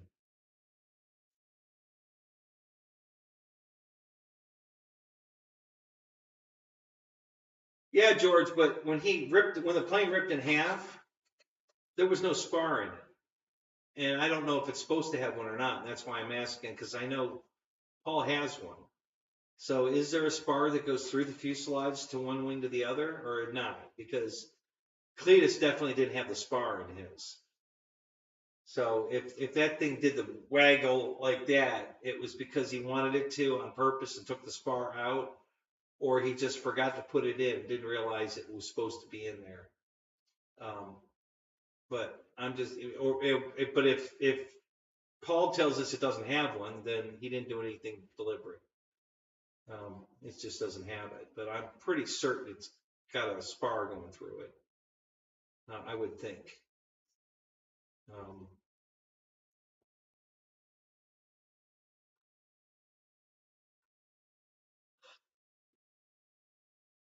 yeah, Roy, I agree. It must have one, I would think. You know, so I think, you know, either Cletus did it for putting on a good show or he just screwed up and forgot to put it in. It was probably taped to the bottom side of the box and he didn't know it was in there. I don't know. You never know with Cletus. Yeah, he's a character.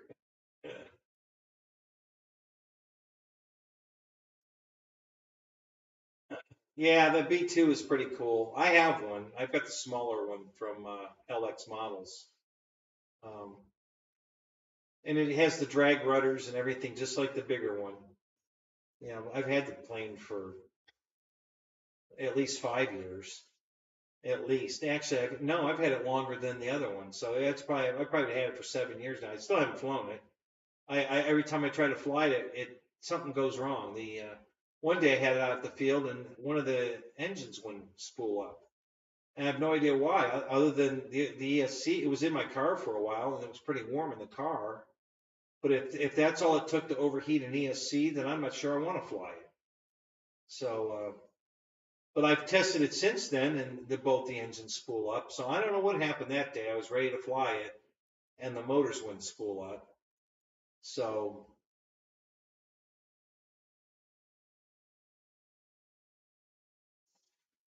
there is a spar. All right. So Cletus either did it on purpose or he forgot to put it in there. But that whole wing wag thing that went on his plane was deliberate. Or like I said, or he accidentally forgot because the spar wasn't in his plane. So that explains the whole, you know, wing wag. Um, so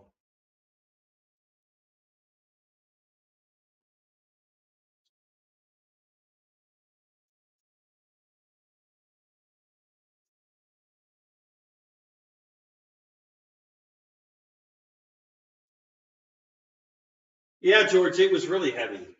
And he kept talking about how heavy it was. He said that, you know, he put it on the table and he was like, "Oh my God, this thing is super heavy."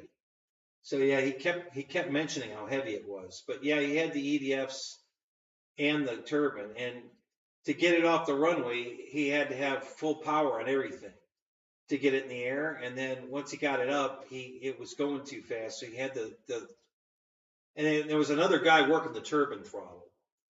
So because he couldn't, I guess because of the way the turbine will shut down, he couldn't hook it to the regular EDF throttle at the same time.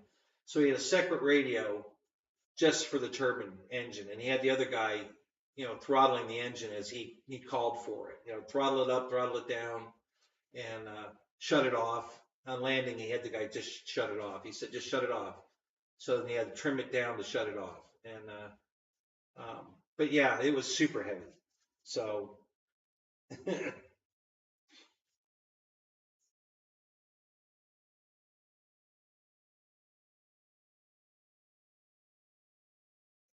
yeah, the Kraken's kind of similar. Yeah, yeah.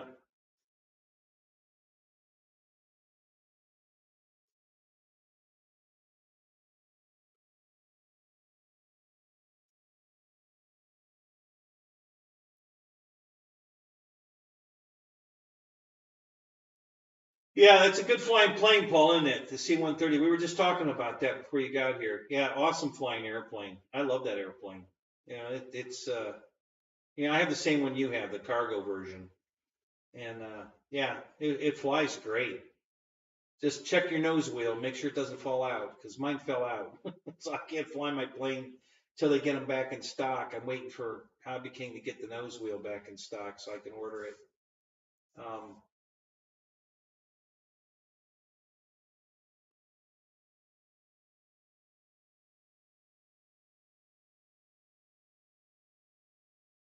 what battery are you flying in yours, Paul?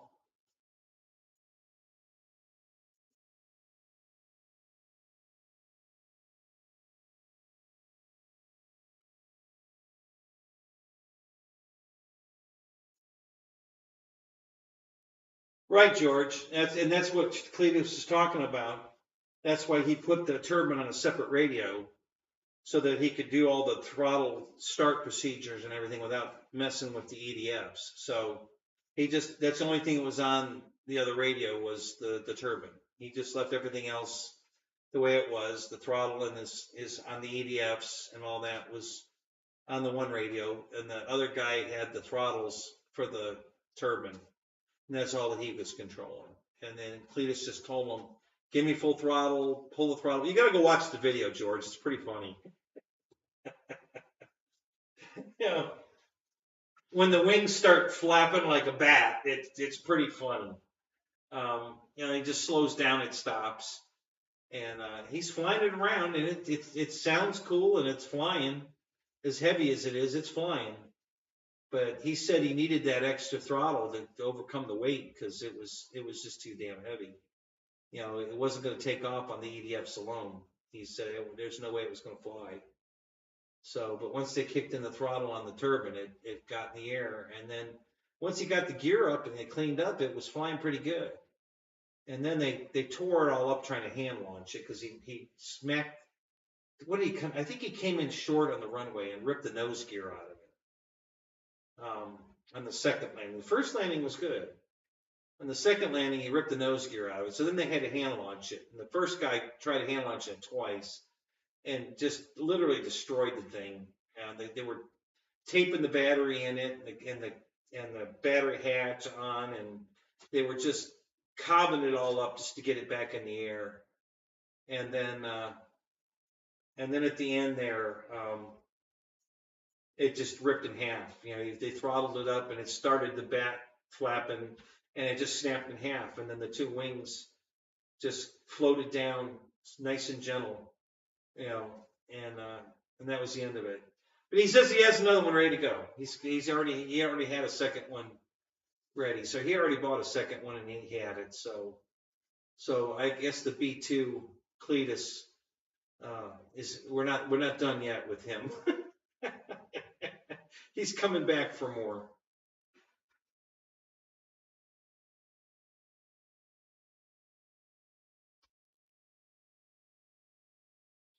You're right, Michael. It's about time the flight test did hang on.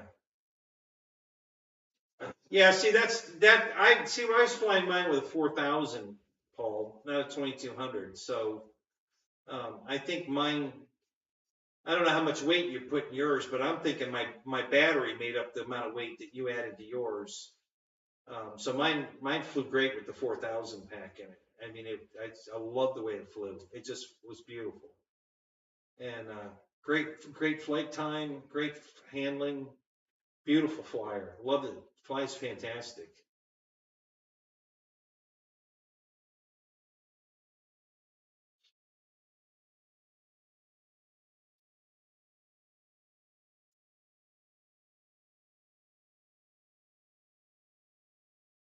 Yeah, you ordered one, Jim. You won't be disappointed. It's a good flyer. It's a really good flyer.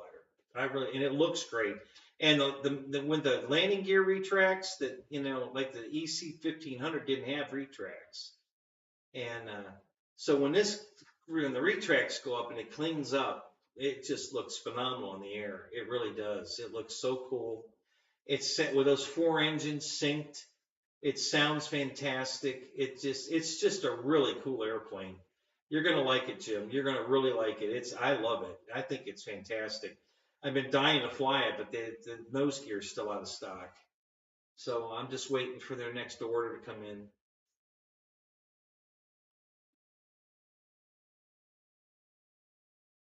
Yeah, Paul, but you moved your battery note forward, right? Because mine wasn't nose heavy at all. And I've got my battery in the stock location with a 4000, and it was perfect. It wasn't nose heavy at all. It was right on the money. They've got the CG. They got the battery right on the CG. It's perfect. So yeah, I didn't have any problem at all. It flew fantastic.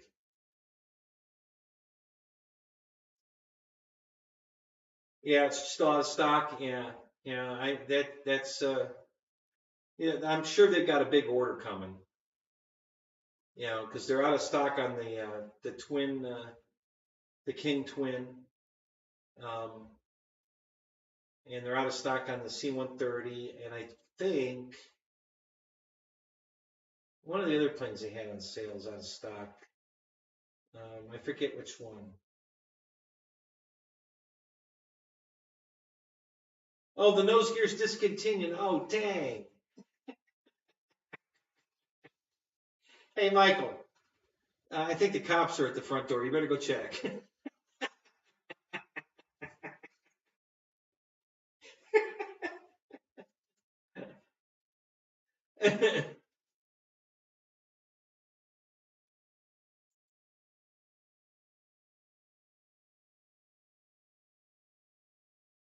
Yeah, Roy, I was thinking the same thing. I thought about putting the retracts in the 1500 also. Um, but it'd be a lot of work because to get the gear doors, I'm sure I could graft the doors from the C-130 onto it, but be a lot of whittling foam out to get the doors, to fit right. It'd be more work than I think it's worth. I think um, I just don't think it's worth it. Now that the 130 is available with retracts, that'll give me what I want. As far as having the retract option, that filled the bill for me. I'm good. So I still have two EC 1500s. I'm going to have two C-130s because I'm going to get the second color scheme. I want the Coast Guard color scheme because that'll look cool as hell with the EC 1500 and the C-130 sitting side by side in Coast Guard color schemes. That'll look really cool. So I'm definitely going to do that. I'm just going to wait till they go back on sale. Um, uh-oh, what happened in Memphis, Paul? I didn't hear. I don't watch the news. I have no idea what's going on. What happened?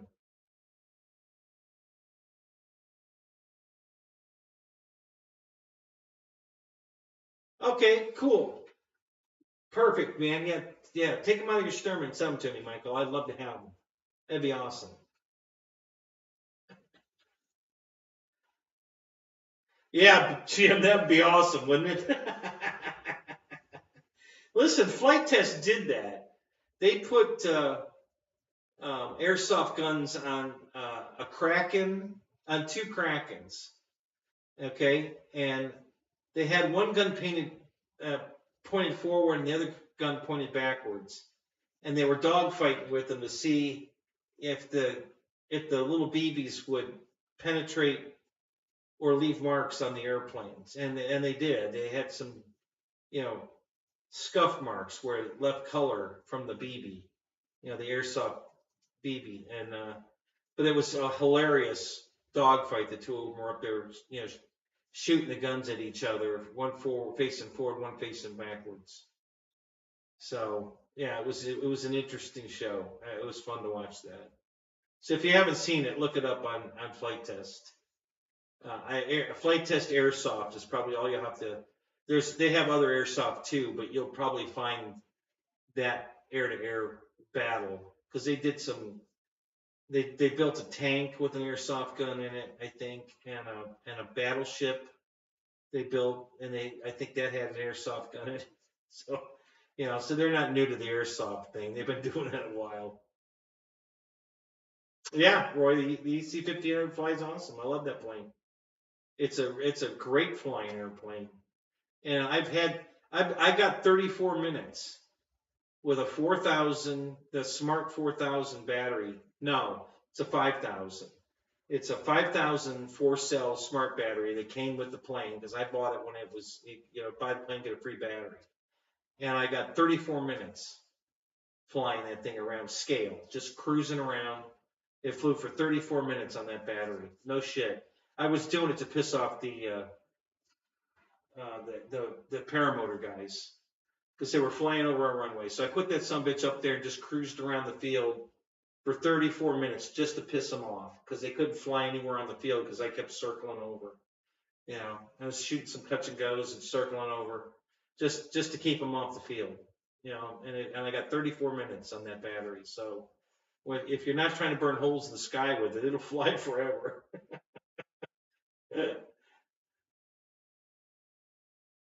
Yeah, I wouldn't doubt it, Paul. I bet for sure it would lift a pound of candy, no problem. Yeah, it's got plenty of power. I think a lot of the power and the battery longevity is due to those crazy propellers on it. Those things look cool as shit, but I think they're functional. I think they really make the plane much easier on battery. With those air screws type propellers on it. So, because I couldn't believe the flight time, that thing flew forever.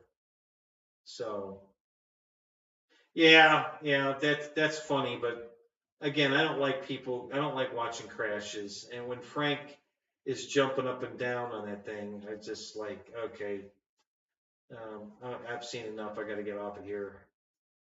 Um, I don't know if that was staged or not, but I can't say I sat there and enjoyed that. I had to go. Yeah, it's all out of whack.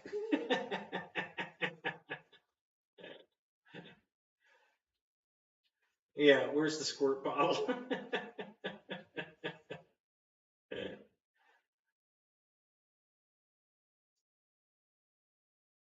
Uh-oh.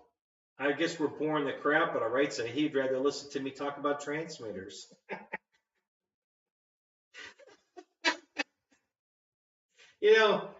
Everybody out here is going to shoot you, right? Right? The next time they see you at a meet, you better hide.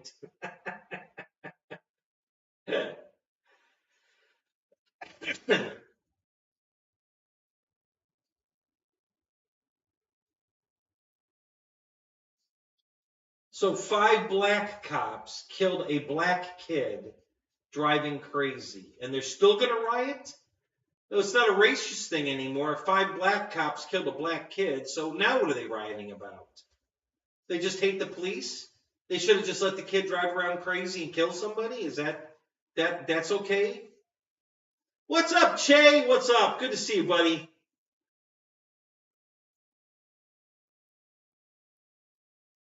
Yeah, I agree. It wasn't an enjoyable vid. I don't like watching planes crash.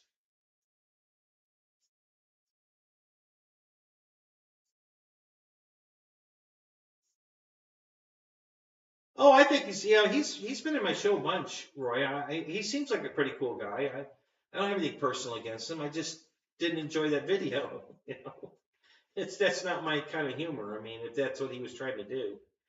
Uh, so yeah. Um, but yeah.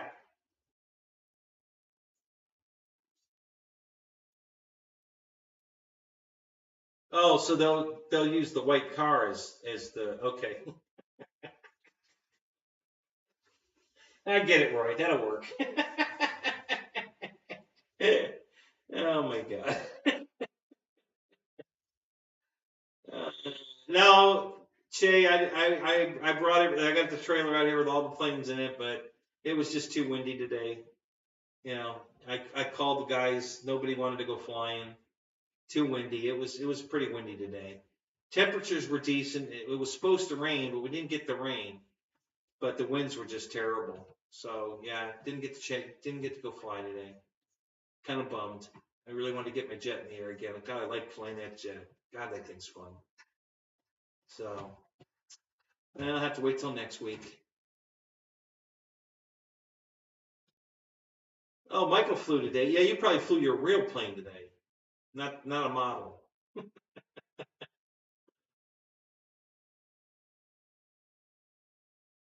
Oh, is that right? So why did they fire him? They didn't think they had cause to shoot the guy. What was the reasoning?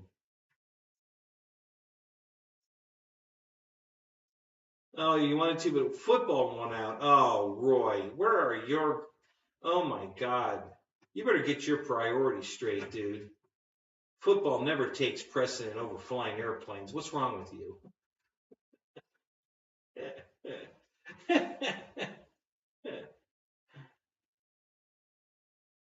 All right, Ken. Have a good night, buddy. Thanks for coming. It's good seeing you, man.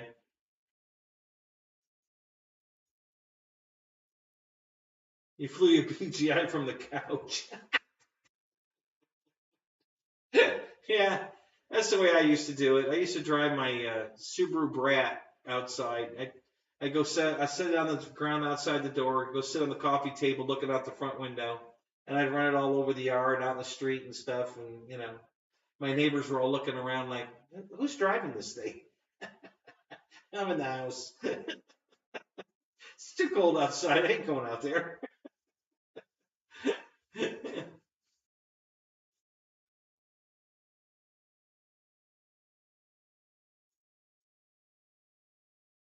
You just wanted to share your excitement. Um, why did you get to fly today?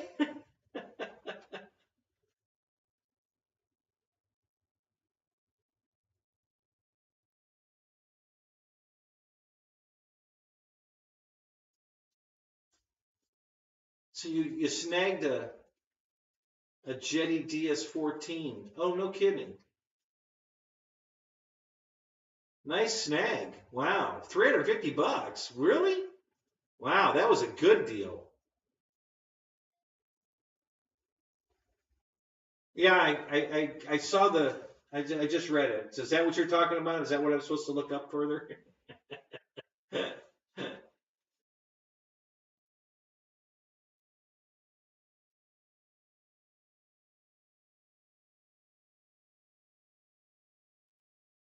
Oh.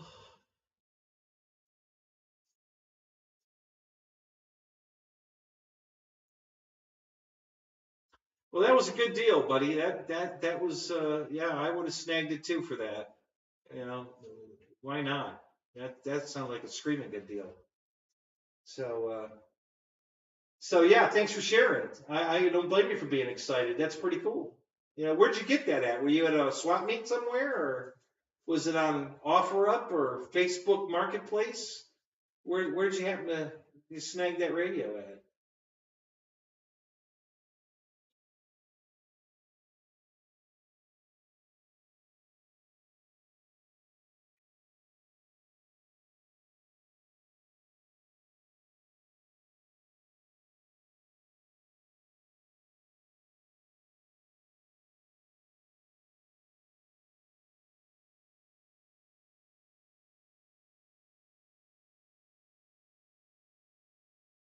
Off of RC Groups. Oh, no kidding. Cool. Yeah, there you go. So you can use Jetty to train your son. That'll be great. Good thinking. That's awesome.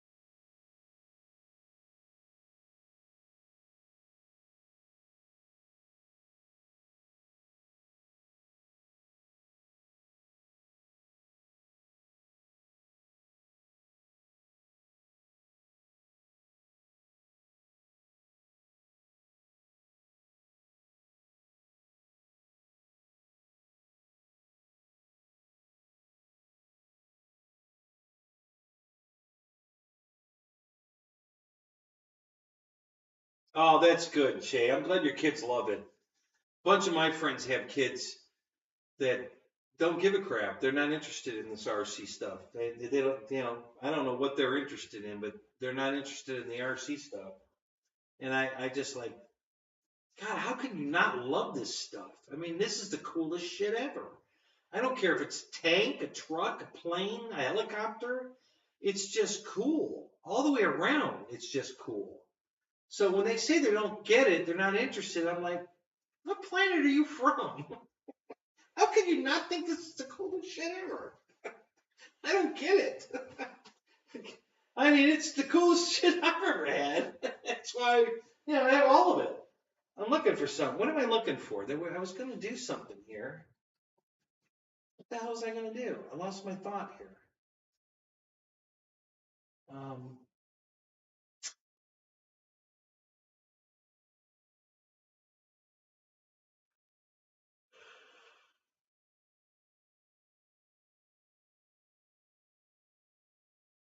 It's not on a handheld screen.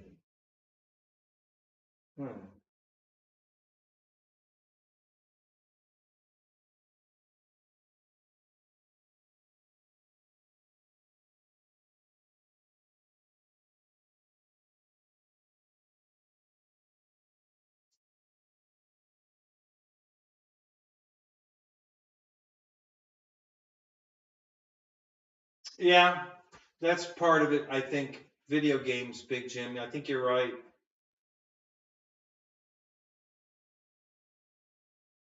Oh, Brian, you don't have to be sorry. You're here. That's all that matters. Who cares? Welcome. Good to see you, man. Yeah. It's good. Everything's so far. I mean, we're still trying to get me some imaging and my orthopedic surgeon buddy thinks when I told him all about the shaking and everything, thinks I need to go see someone.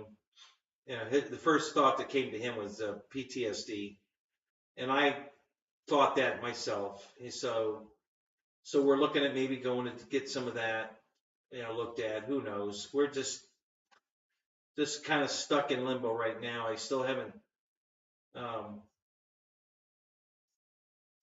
had a real doctor look at some, MRIs and say, yeah, you've got a bad disc or whatever. I don't have any of that yet. I did have a MRI place call Friday, late Friday. So I'm going to call them back tomorrow and see if I can get an appointment to go get those images done so we can actually make a step forward. We haven't made it there yet. John Graham, what's up, man? Good to see you. Too cold in the hangar? No, John. I don't think it's too cold. Hang on a minute. Let me look. I don't know what the temperature is outside. No, it would have been all right. I bombed my house. I set off 6 bug bombs, and I'm leaving the house closed up for a couple of days. So I left Saturday, and I'm not going back till tomorrow. So, most of the day Saturday, all day Sunday, most of the day Monday, to kill everything crawling around in my house. Try to get rid of that, or at least get a handle on it. So yeah, so that's why I'm not in the hangar. I'll be back in the hangar Thursday for sure. But yeah, it wasn't about the cold. It was just trying to get rid of the remnants of Barbara, for lack of a better word. Wine and Valium. Okay, all right, Randy.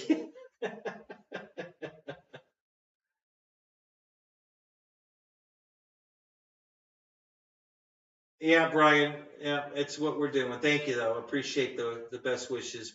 I mean it. Thank you. I'm hoping for the same. I've been back on the bus, and I seem to be okay.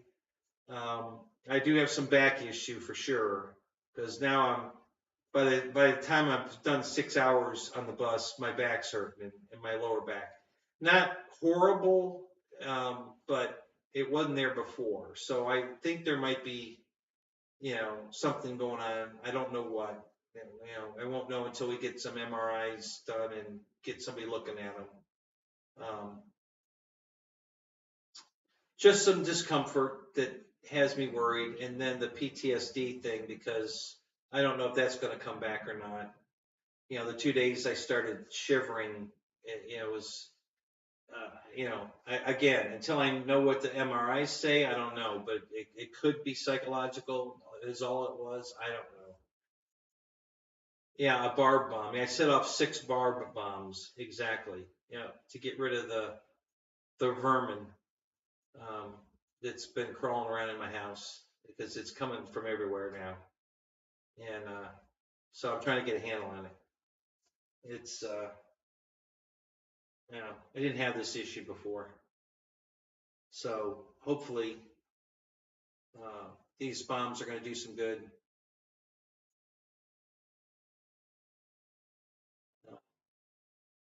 So we'll see. One day at a time. Yep. Yep, Randy, we'll definitely be in the frozen food section on Thursday. And I was able to get those other 2 pictures downloaded too. So, and I've got some more pictures, some bus pictures. So, you might get to ride on the bus with me for a little while. We'll see how that goes.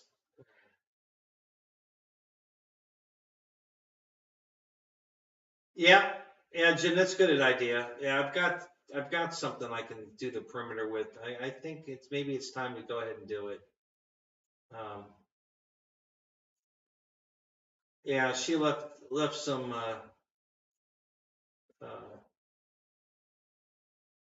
presents is not the word I would describe.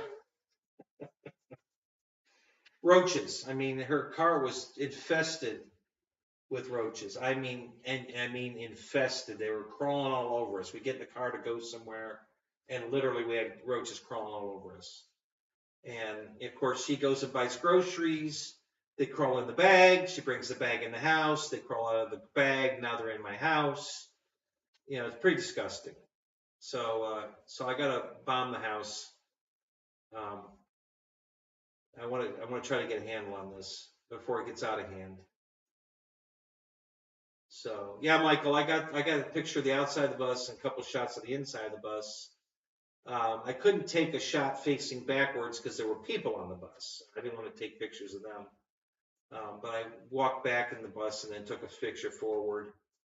So I've got a couple pictures of the bus. We can, get an idea of what the bus looks like from the inside. Um,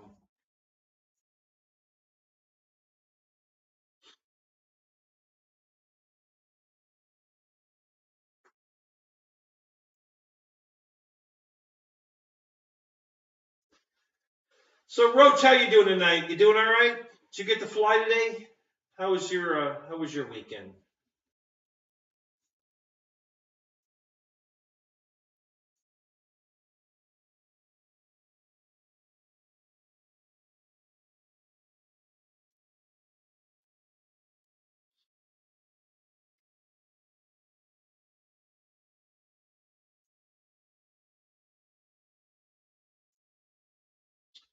Wow, you put up 100 foot of wooden fence today. Oh yeah?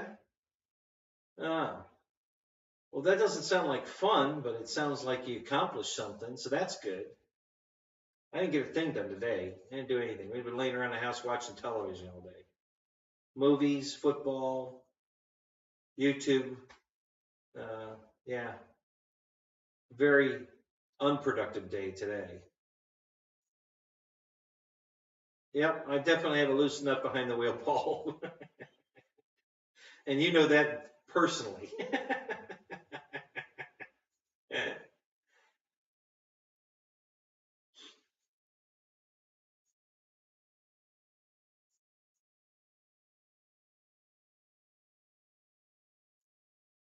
Yeah, it's always one of those. That's what I love about my property. I don't have any neighbors. There's a church on one side, nobody on the other, nobody behind me. The church or the school's across the street, so I don't have any neighbors. So nobody bitching about nothing. I don't have not. It's 8 years now there, I think 9, and I've never had a complaint about any of my messes or cars or planes or anything. So super happy that I don't have any bitchy neighbors, because I've had that and it sucks. So that's why I bought the property. You know, I could afford it, and I got a good deal on it, and I didn't have any damn neighbors. So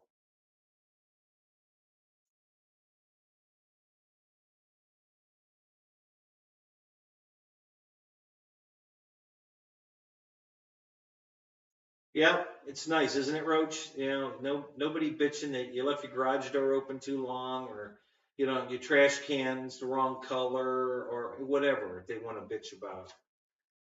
Neighbors could be such jackasses sometimes. Bitching about the stupidest crap just for something to do. So yeah, it's great not having any neighbors.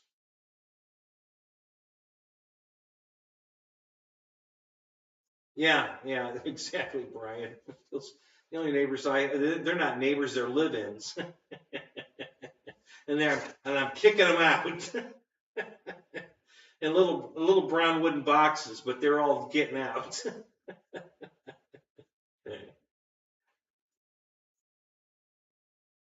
Yeah, that's probably true, Wrightson. And I don't have a problem with that. I'm certain that my neighbors don't like me any more than I like them, and I'm okay with that.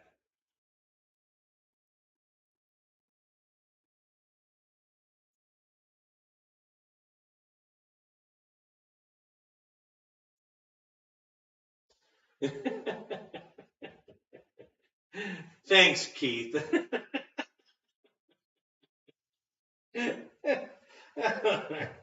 No, dude, you know what? You wouldn't be because you'd be over at my place and you'd be flying all the time, because I have enough acreage we can fly right on my property.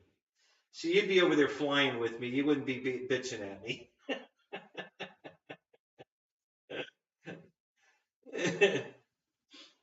Yeah, you too, right? So you'd be down here flying with us too. So yeah, you guys are just too much in my wheelhouse. You wouldn't be able to stand making me mad. You'd be hurting yourselves. Your neighbors are cows. There you go. They don't complain much.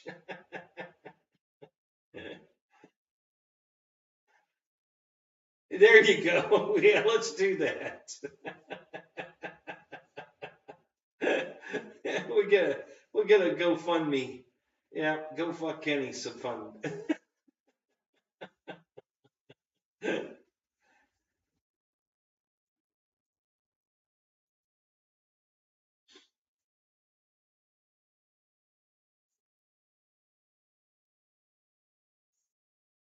I'm in Florida, Big Jim. If you're asking me, yeah, I'm in Florida.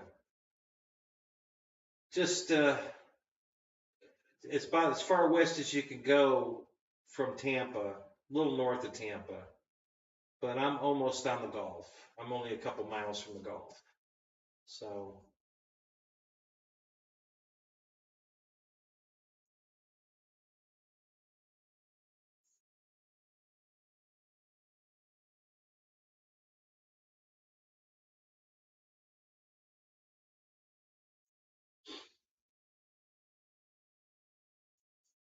Punta Gorda, no, I'm north of Punta Gorda.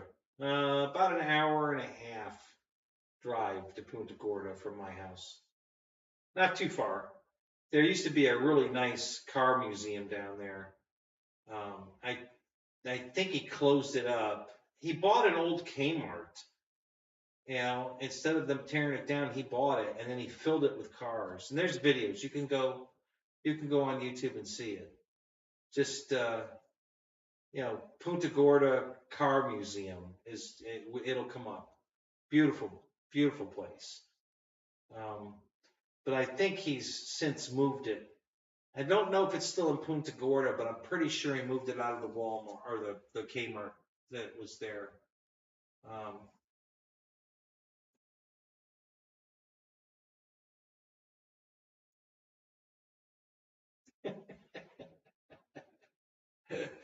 Randy, if you move next door, I'll definitely have some Grey Poupon for you. just so you could come over and ask me to borrow it. Yep, good old Florida, fly all year. Yep, that's why I'm here.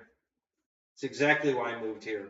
You know, I had enough of snow in Cleveland. I moved to Florida exactly for that reason. I wanted to be able to fly year round, do summer stuff year round. I'm not a cold winter guy. I don't care for it, don't want it, and since I don't have to live in it, I'm not. I moved. So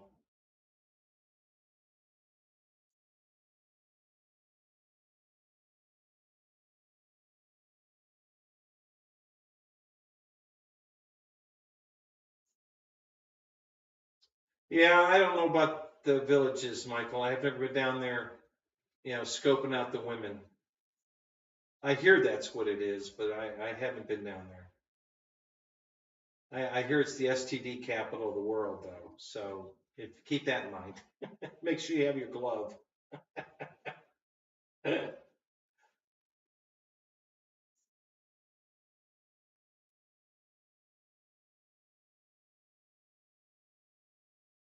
Yeah, that's the key word, had. Um, there's a couple of roosters within earshot of my property, but not close enough to be a problem. I can't hear them. If I've got the doors closed, if I'm, in other words, if I'm in the house, I can't hear them. If I'm out in the yard, I can hear them. Barely, but I can hear them. So there's some roosters close by, but not close enough to be a problem. So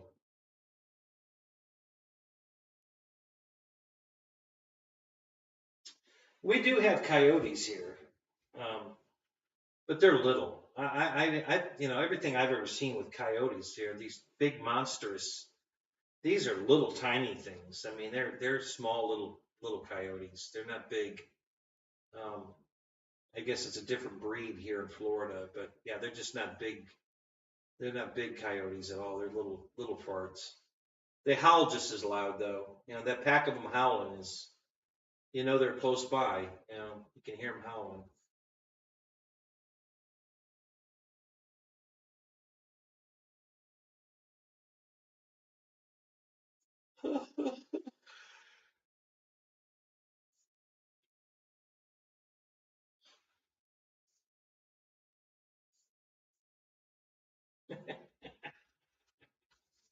Right, so I can't either, because I will be here watching, just like you. All 6 days, I'll be here.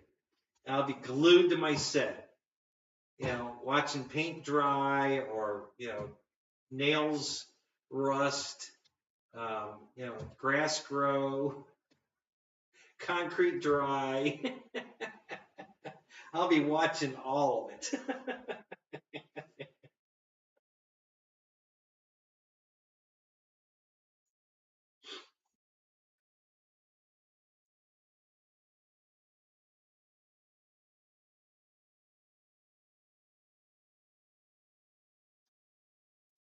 um, yeah, guys, we've still got people down here that are giving eggs away. They've got so many damn eggs they can't even keep them all. So they bring them into work, put them on the table, free eggs, help yourself kind of thing. Several of the places I've worked at down here do that. So apparently in this area anyway, by me, there's a lot of people raising chickens, and they're I don't know what they're doing with the eggs besides eating them themselves, but I guess they're giving away the excess that they can't use. So yeah, we get a lot of free eggs down here.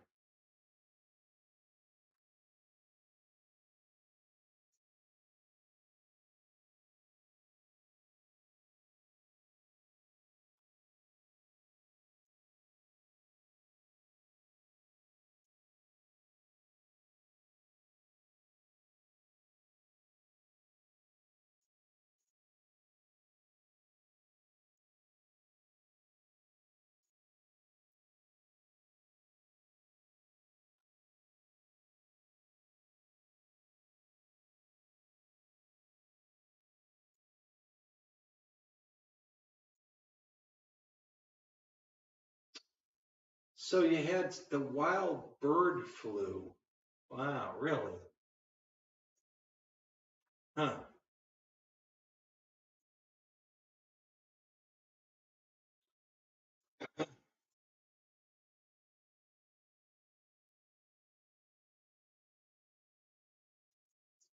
So 2 dozen eggs was $15. Um, I don't know. God, it's been, you know what? Hey, let me look at the refrigerator. There's a thing of eggs in here that I think Deb bought. I wonder how much she paid for.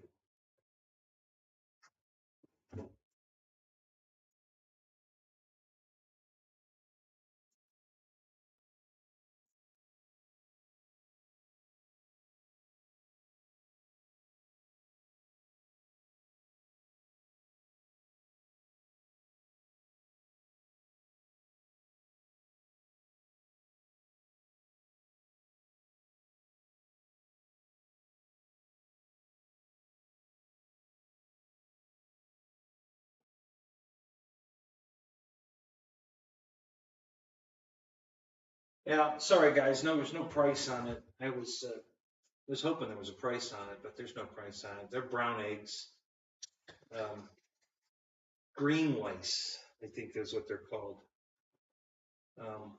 But no price on them, so I don't know how much you paid for them.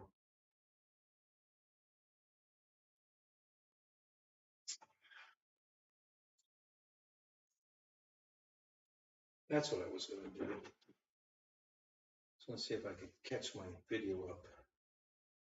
It's just a few seconds behind, but let's try to get it back in line here.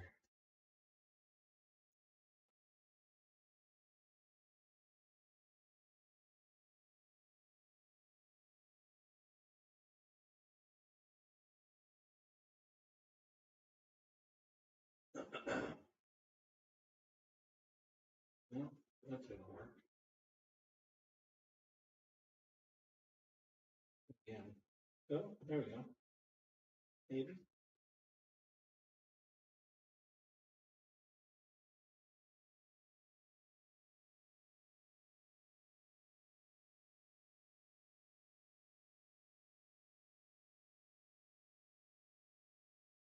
Uh-oh.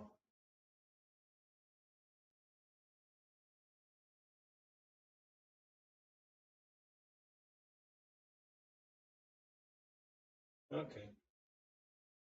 All right, we'll see what happens here. The wheel of death stops moving.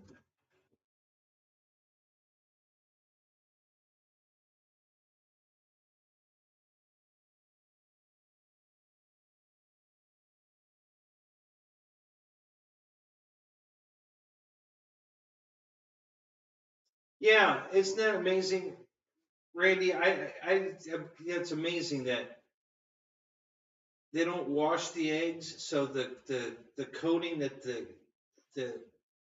the hen puts on it um, preserves the egg, and you don't even have to refrigerate it, and they last, like he says, a long time, not refrigerated. So yeah, it's amazing.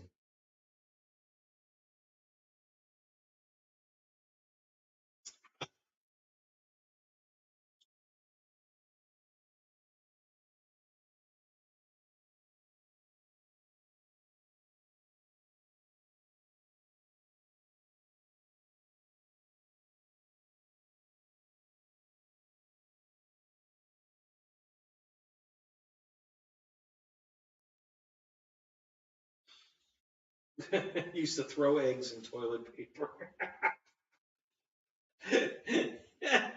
Yeah, not anymore. That stuff's gold, man. You ain't throwing that nowhere. Neither one of them. For a while, their toilet paper was worth more than the eggs. Holy mackerel. Who would have thunk?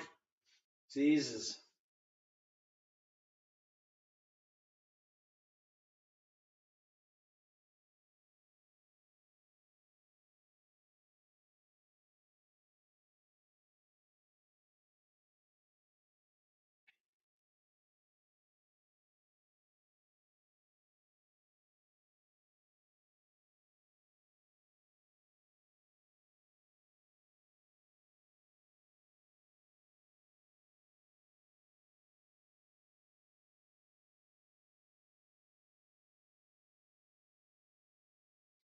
Yeah, Roach, they'd be out there with their frying pans and they're scraping it off the house. You know, just where they got dinner tonight.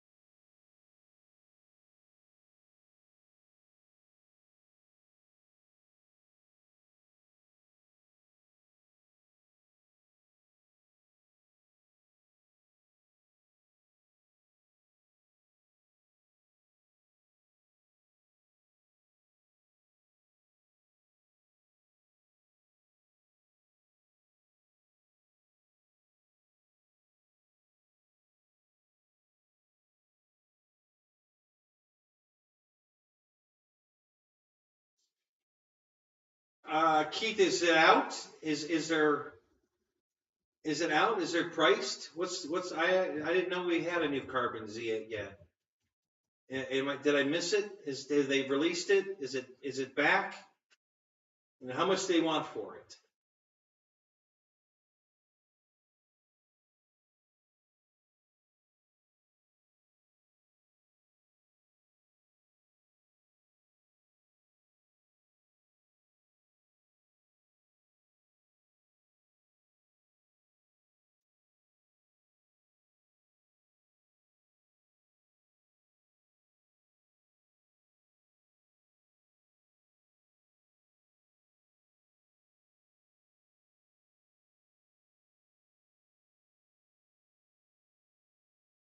Yeah, yeah. Um, I don't know, Keith. I'm hoping the price is $5.99. I sure hope they don't go over $600. Um,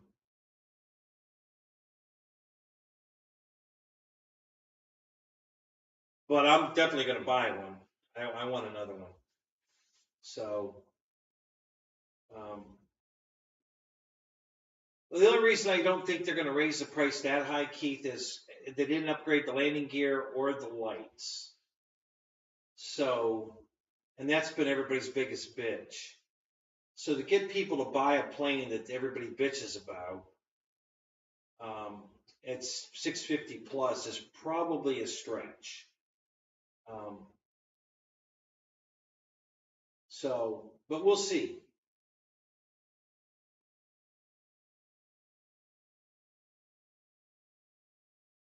Yeah, exactly. And from what I've heard, they didn't. They didn't upgrade the gear or the lights. You know, they just came out with the same thing.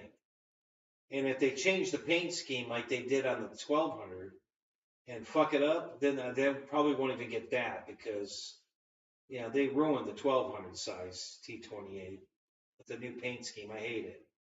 So, um, so I'm waiting to see. Just waiting to see if,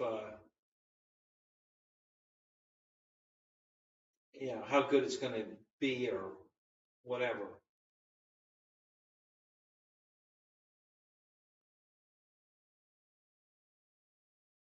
Right, yeah. If all they're gonna do is put their new smart shit in it and charge that kind of money, then no. I don't think I don't know.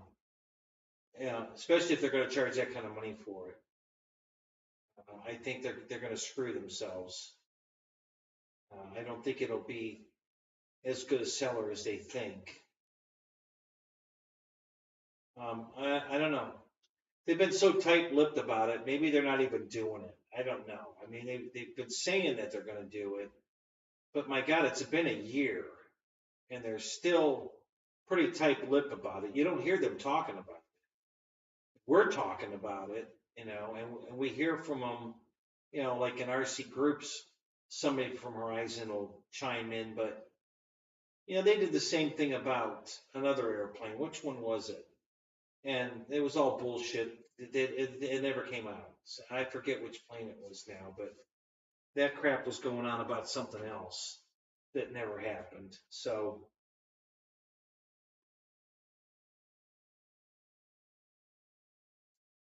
we'll just wait and see. All I need is a canopy. So if they just come out with a damn canopy, I'm good. Mine's still flyable the way it is. I'll just, do a little steaming and clean it up, make it look like new again.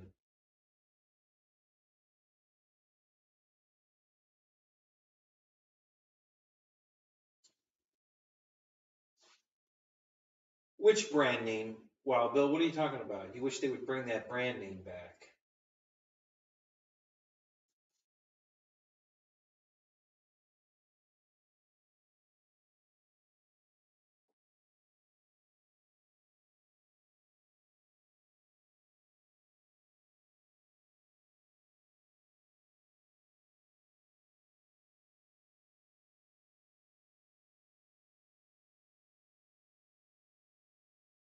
Oh, you're talking about the Great Plains brand? Yeah, I figured that out. So yeah, I got you. Thanks, Wow, Bill. Yeah, I used to love Great Plains. I've got a bunch of Great Plains stuff.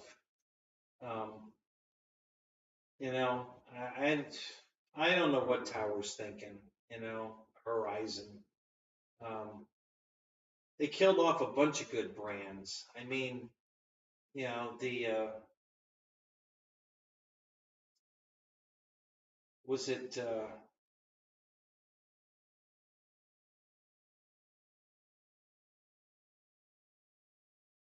it Fly Zone? Was another foam company? Was that the name of it?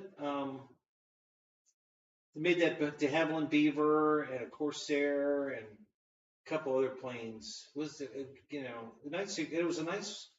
They made a UMX B-25. It was a direct competition to the E-Flight stuff, so they killed it off. And I thought that was stupid. That was a good brand.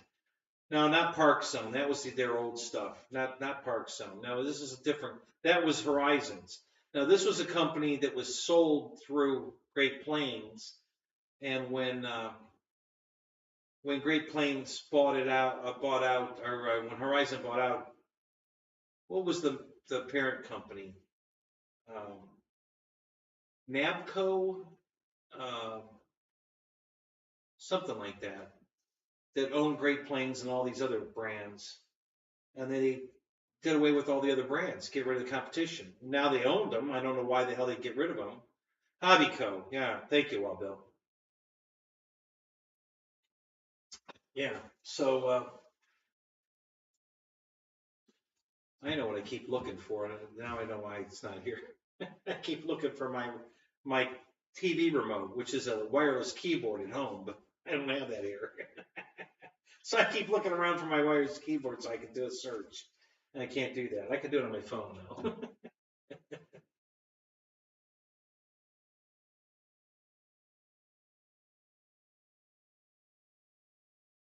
Yeah, Keith, I would assume you're right. I would assume that Horizon Hobby owns all the licensing to all those old, all the inventory, the plans, the molds. You would think they got all of that when they bought it out, but they don't seem to want to do anything with it. So I don't know.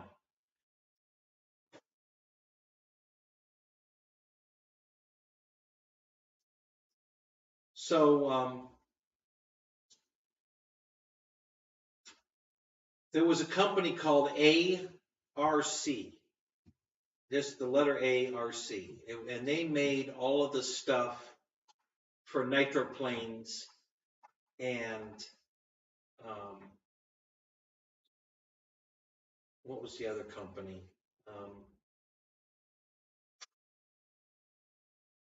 So they had their own brand name stuff, and I can't remember the hell it was called at the moment. Let me think. Um,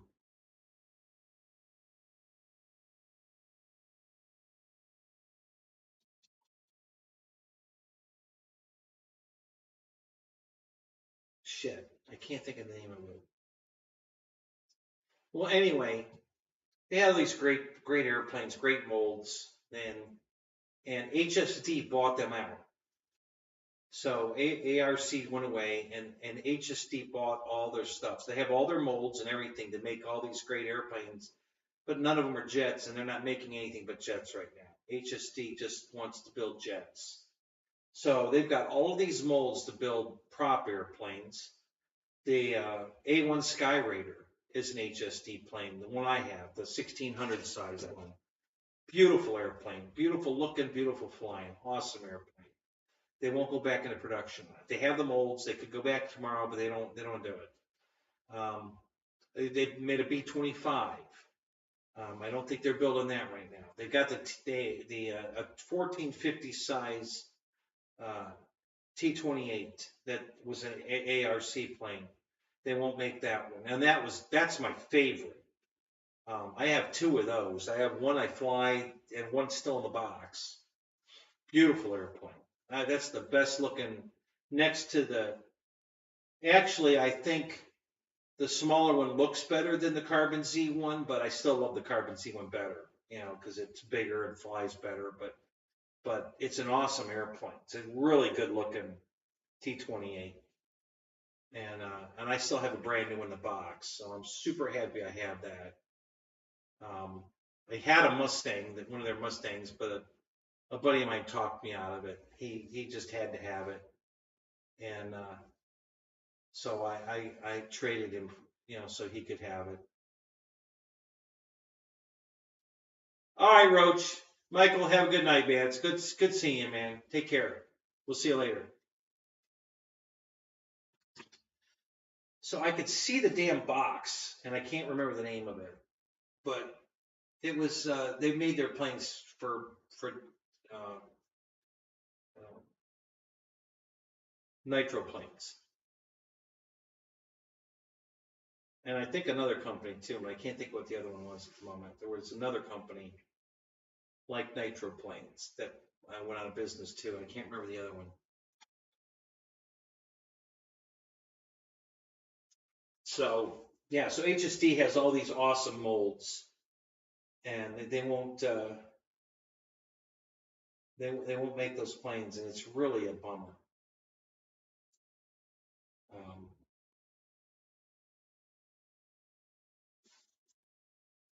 They said, and I saw it in a chat on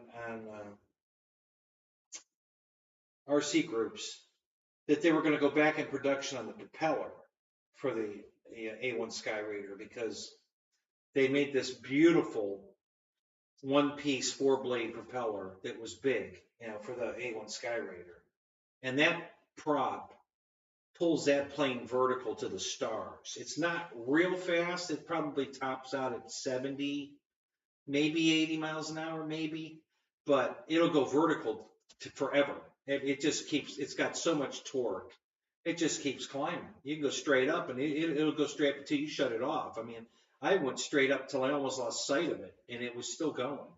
It just keeps climbing and climbing. So I really like that prop on that plane, and I haven't broke mine, so I'm good. But if I do break it, I'm screwed. And because I don't think they've gone back into production on that prop yet. They said they were going to, but I haven't seen it available anywhere. So,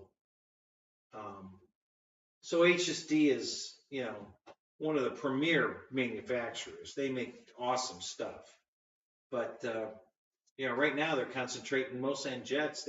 That's all they're interested in. Now, the turbojets, they were the first to come out with these foamy turbines.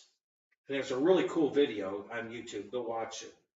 Just HSD jets. The guy's got it on a sample set up on a board, and he's running the engine. He pinches off the air, the fuel to stop the jet, and then he releases it, and then watch it catch back on. And it recovers. They get air bubbles in the thing, and it recovers. He's shown how reliable their system is. That you're not going to have a flame out. It's damn near impossible to get a flame out with their setup, because they've really got it. They've got that little tank that the main tank feeds the little tank, which is There's, I guess, no air in that tank, so the attitude of the airplane makes no difference. You know, it's feeding from there, and just, I don't know. I don't know everything about it, but it was pretty impressive to watch. So that's their big focus right now. It's just jets, jets, jets, jets. You know, they did come out with the 182, which is nice, and I have two of those. That's a nice airplane. They came out with the 262. I don't have one of those, but I'd like to have one. And then they came out with that F-86, which looks awesome, but I don't have one of those either. Too expensive. Yeah, what, 11 or 13 or $1,400 for those, and it's too much. But they're beautiful. But this is your stop, Wild Bill? Okay, buddy. I haven't heard that in a while. You're going to jump off the bus, are you? All right, buddy. All right. You have a good night, Wild Bill. We'll catch you later.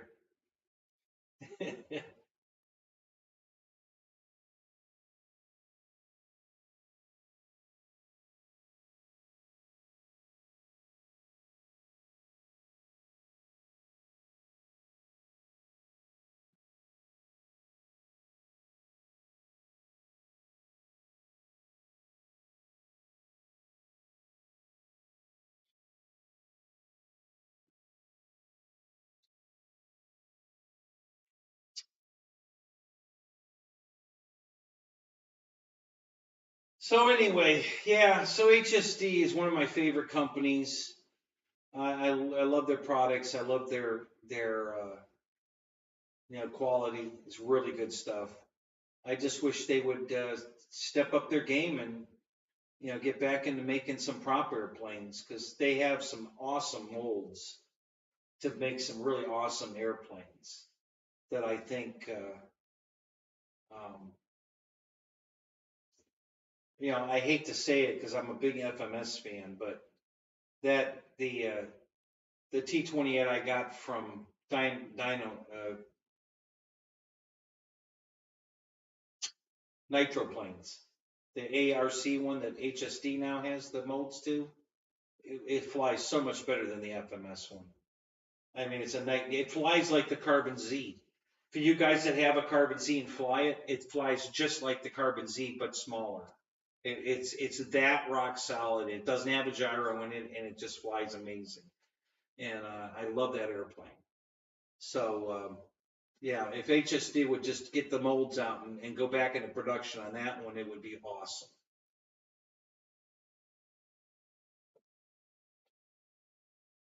Followed closely by Motion RC. Yeah, exactly, Fred. Real close.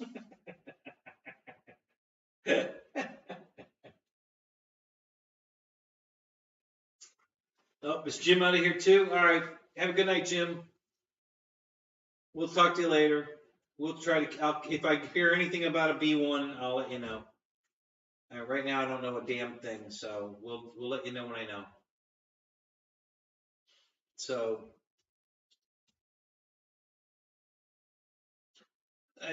all I can say right now, guys, and this is just my opinion, but I think that Hobby King and Banana Hobbies are telling you guys you don't have to pay $600 for an airplane.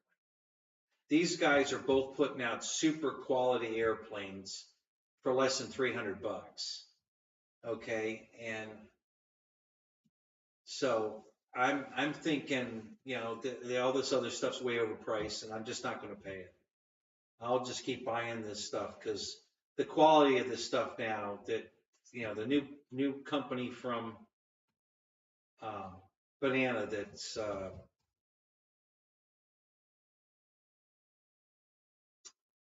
I forget which. Well, the XY for one, but there's another brand that they're selling now, and then there's the new Aviation stuff that's coming out of Hobby King is unbelievable quality, guys. These planes are fantastic. That C-130, the um,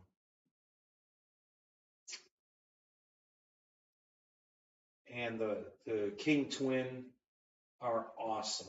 I mean, they're just unbelievable, good quality. Yeah, fly fans. Yeah, that's a new brand from Banana. This is some, that um, what was that jet you bought, Fred? I think you bought one, that Fox.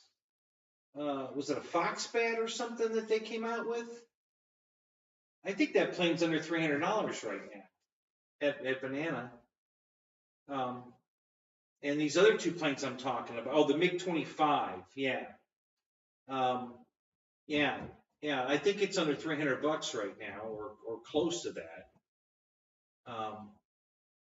And I think, is that an 80 millimeter fan? I believe it's an 80 millimeter, right? And then same thing with, the planes that Hobby King is selling are all under $300 on sale. I mean, they've got those things on sale. When they get them back in stock, I'm betting they go back on sale because they're moving a lot of product. Oh, twin 64s. Okay. All right, cool. I'm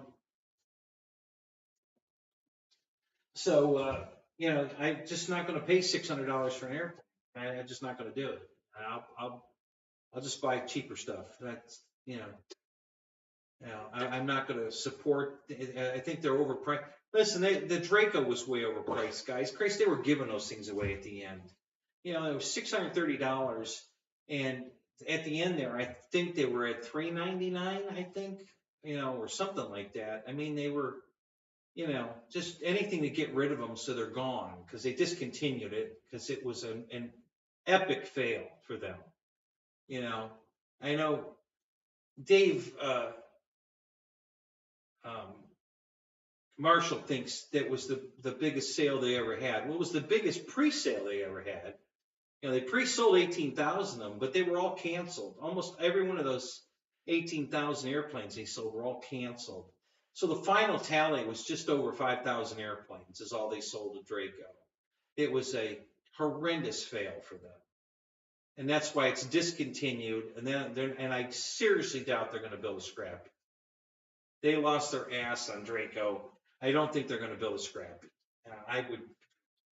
I would almost bet money they are not going to build a Scrappy. I have a friend that works for ROES, and he flies at my field. He's one of the guys you call when you call in and need to talk to somebody. He's one of those. Works from home. He's right here in Florida. I fly with him every week. And I asked him, what were the numbers on the Draco? And he says, I can tell you the orders were just over 5,000 is what we ordered, total.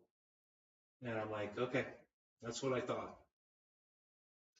Yeah, Fred, I think they scrapped Scrappy. I think after the fail they had on Draco, they're not going to build a Scrappy. And I think even if they did build one, it would be so under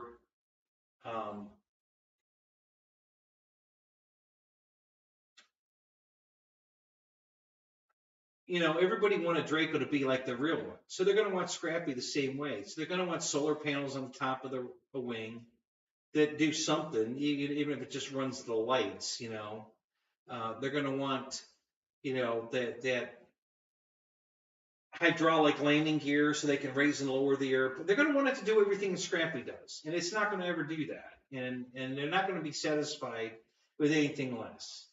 So it just is never going to happen. They're not gonna stick their neck out again, and not after they. And honestly, their sales on Draco were their own fault. They ruined their own sale on that thing. They blew it up.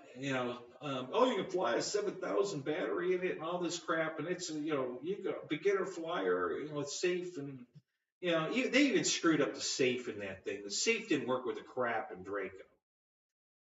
So they just everything about it. The landing gear was designed for a fail. It's not that it's weak. It's just the way the whole plane was set up, the way it flew, made everybody stall it and crash land it and break the landing gear. And it wasn't the pilot so much as the way they set the damn thing up. If you're an avid E-flight buyer and you're used to the way those planes fly, and then they send you one out that has the air brake, the engine brake on, so it doesn't freewheel. It's the prop's feathered so that the reverse would work. So you're coming in faster than you would if that was feathering, if it was windmilling. So, I'm coming up short, I'm going to throttle up. Well, you throttle up just a little bit because you're used to that's all you need to do, right? Well, now all you've done is create the braking of a windmilling prop. And, now it's going to stall even quicker than it was until you throttle even more. So what does it do? It lands, it bounces, you're throttling back up, you get it in the air, it stalls higher than it was, falls on the ground, breaks the propeller, and breaks the landing gear. And now it's a big piece of shit. The plane's a big piece of shit. They screwed themselves on that. They should have at least put oil dampened shocks on it so it would actually have dampening effect, not pogo stick effect. Everything they did about that plane was just set up to fail. And then that's exactly what it did. Yeah, Fred. Well, it really doesn't have gear issues. I got 300 landings on my Draco. Never broke the landing gear. It was the setup issue that killed it. If they hadn't have put the brake on, if they'd have put softer tires on it, if they'd have put oil dampening shock absorbers on it so that it wouldn't pogo back itself into the air, between those super hard tires and the pogo springs on those shock absorbers, it was just destined to just keep bouncing, and if they didn't deliver it to you with the motor brake on, I mean, everything they did in combined just made the plane do exactly what they didn't want it to do. And that's why everybody crashed it, broke it, and talked badly about it. I personally love my Draco. It flies fantastic. It's not the best flying plane I have by any stretch, but with the 19 lights that are on it and the how cool it looks, because it looks like the real one, and it flies good. I mean, you just have to know how to fly it, but it flies fine. And there's nothing wrong with the landing gear. It's fine. And it's just, like I said, they marketed it all wrong and screwed themselves. And that's why I don't think they're going to do Scrappy. I seriously doubt that'll happen. So.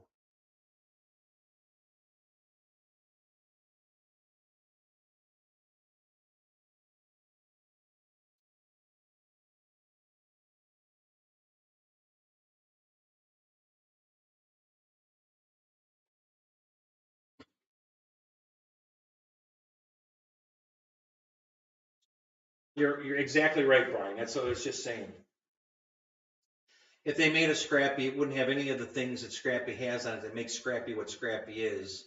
So everybody's going to be pissed off.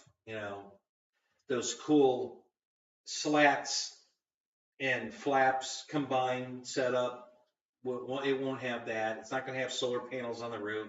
You ain't going to be able to hang radio control dirt bikes from the bottom of the wing. It's not going to have a hydraulic suspension system that you can raise and lower or crooked or whatever. It's not going to have any of that shit on it.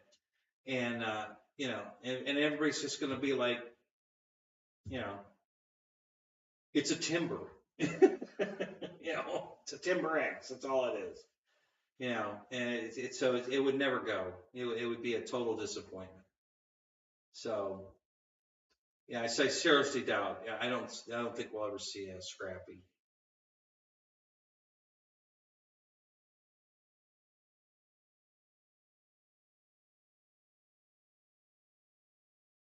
Yeah, well, that's funny because Draco came with the rudder aileron mixed automatically, Michael. It was programmed into the receiver.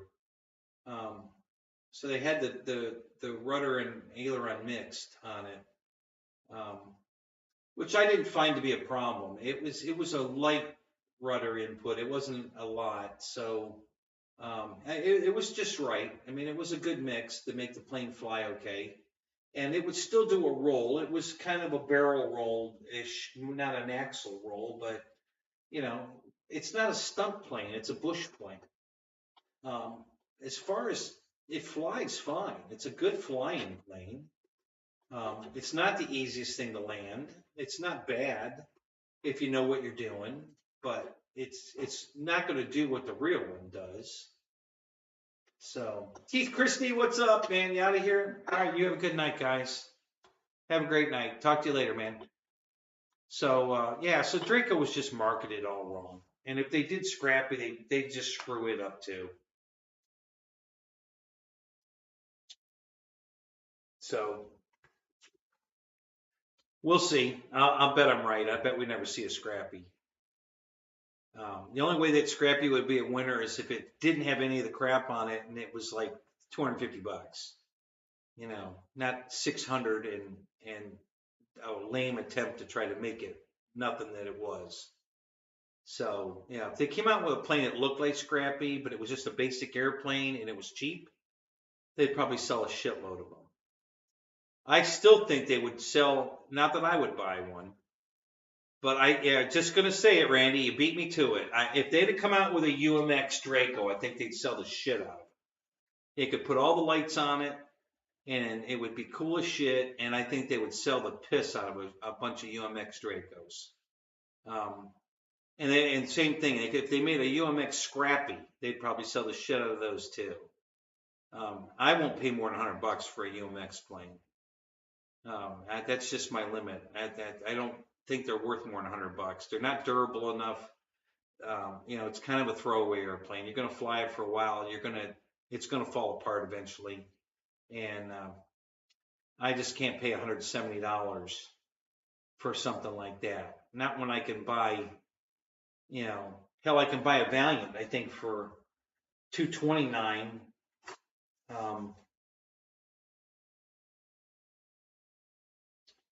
And when it was, I bought my second one on sale for $199. I think it was. I think it was on sale at Christmas time last year for $199. So I bought a second one. So I have a second Valiant. And if I'm going to pay $20 more for a plane that's 1,500 millimeters and flies as good as this one does, I'd much rather have this airplane over a UMX anything. So, you know, for about the same price. So I just can't go that high. $100 is, you know, fair. I'll pay $100 for a UMX Draco or a UMX Scrappy, but that's as high as I go. I'm just not going to pay more than that for a UMX plane. I don't think they're worth it.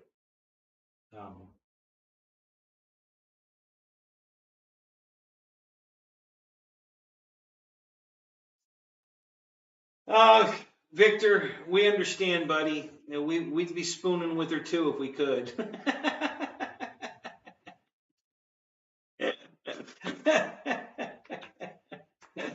Well, so good for you, man. Yeah, keep the air boss happy. Absolutely. Yeah.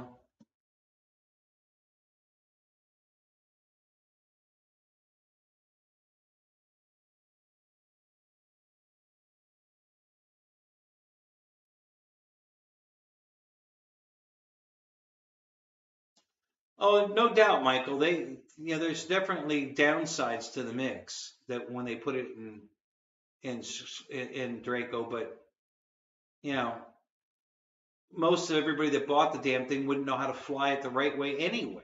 So they set it up for the way their people would want to fly it, you know, or would end up flying it. So Michael Bird fell asleep. Now wake, and we're still here, buddy. You're welcome back.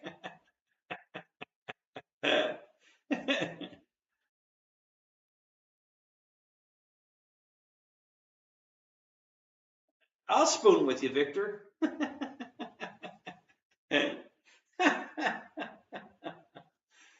So,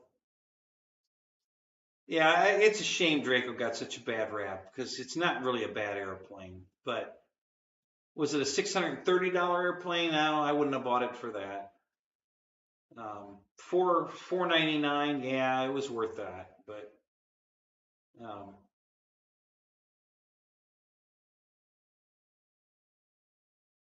well, Paul, that was part of it for sure. But the reason the pre-order debacle was the screw is because the few that they got out there to people were in the wrong hands, and all those people did nothing but talk badly about it. So you sell 18,000 airplanes, you release 500. The 500 people that bought them all bitched that the landing gear's no good, it's too weak, they're breaking props, it's a piece of crap. And then the 18,000 orders all go away. Everybody cancels their order because all the press it got all over YouTube was it was a piece of crap. And that's where the debacle was. If they had 18,000 of them to sell, they would have sold all 18,000 of them. And yeah, they would have probably had, I don't know, a good portion of them people would be bitching that it was a piece of crap. But it would have gotten in a lot of people's hands, like Fred, for instance, who didn't try it because he heard it was crap. He would have had it and flown it and realized it's not a piece of crap. Just like Roy and I agree that it's not a piece of crap. We both like our Dracos. We like the way it flies. So right, Ron, exactly. Ron for the hills. Hey, good to see you, man. Yep, yeah. Draco was down to 450 with discounts and stuff. Yeah, because they couldn't get rid of them. Listen, they're still on hobby shop shelves all over America. If you want a Draco, you could probably walk into the place and offer them anything for it, and you might just get it.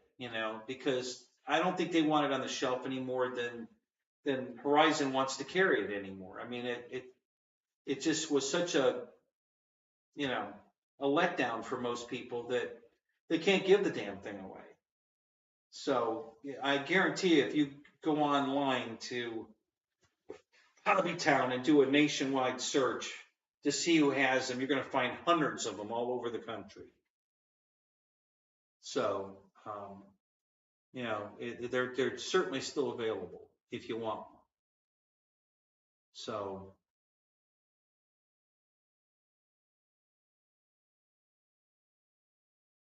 yeah, Michael, the Grand Tundra is still available. Yep, they're still making that one. Personally, I think it's overpriced. If they brought the price down, I'd buy one. I like the plane, I just don't like the price. I don't think it's worth that kind of money, but I wouldn't mind having one. It's a good looking airplane. I love my little Tundra. That's a great airplane. I had the green one, the original one, and I sold it so I could get one of the new paint schemes. So now I have a red, white, and blue one. And I love that airplane. It's a good flying airplane. It's got reverse like Draco. And I only paid $189 for mine. I bought mine when it was still $179. Yeah, $179. All the prices went up on everything except that. They still kept it at $179 for like another year, and then it finally went up.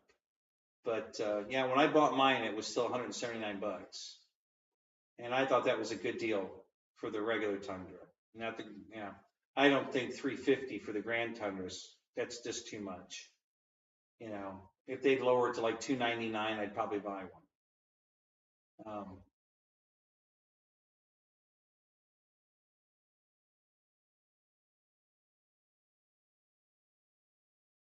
Oh, I didn't even think of that, Michael. Does it not come with floats? Geez, I kind of just assumed it did. Yeah, so now it's definitely not worth that kind of money if it doesn't come with floats.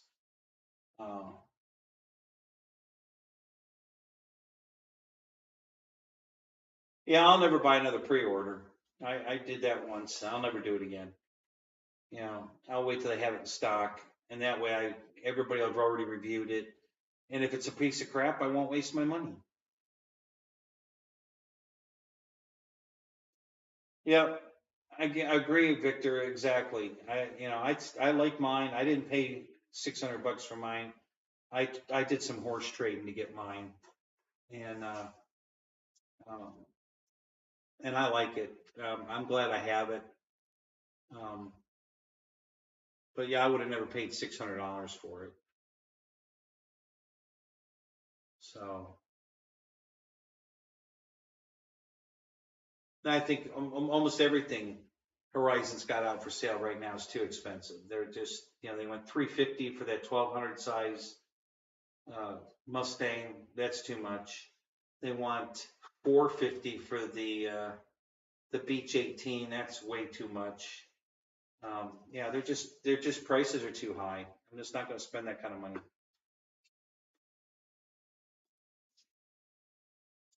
When I can buy the King Twin for $299. Hell, it was on sale for $269 for a few weeks. Okay, as good as that plane flies, why would I pay $450 for the Beach 18? They're both twins. I believe the wingspan, the Beach is only a 1500, I believe, wingspan, and the King Twin is a 17. I think it's 16 or 17. I think it's 17. So more airplane for less money. I can't do $450 on that plane. I just can't do it. It's not, the King Twin's got lights, flaps, retracts, everything. Good quality foam, removable wingtips. Everything about that plane is awesome, including the price. So yeah, I can't do the $450 for the Beach. It's just too much. So that ain't coming to my hangar anytime soon. Hackman, what's up? Welcome to the show, man. I don't think I've seen you here. Yeah, I love all the ROES products, Hackman. That's a good quality plane. I have that T-28 Trojan. 229 is a fair price, but he runs sales all the time. So if you hang out, he'll probably knock $30 off of it. You'll be getting it for $199. You just got to wait for him to put it on sale, and he does it quite often. So, if you're not in a hurry to buy it, you could probably get it for $199. But I have it. Love that plane. I have, I think, 4 of the ROES planes. I have the T-28, the Bearcat, the Corsair, the MiG-29.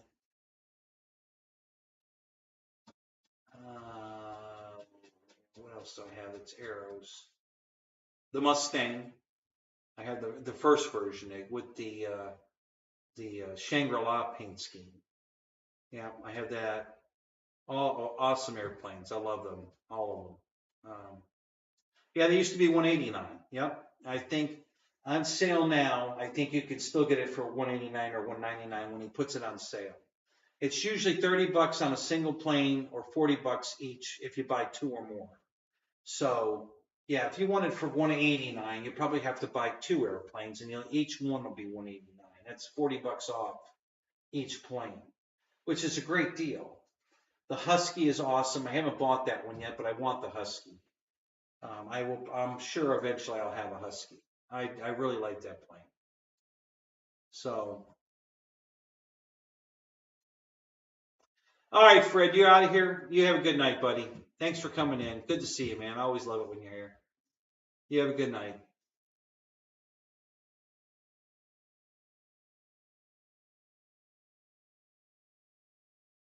Right, Brian. I think both of them. They still have both available. You can buy the red and black one for $2 something, which is 4S, and then the orange one is 6S, and it's 3 something.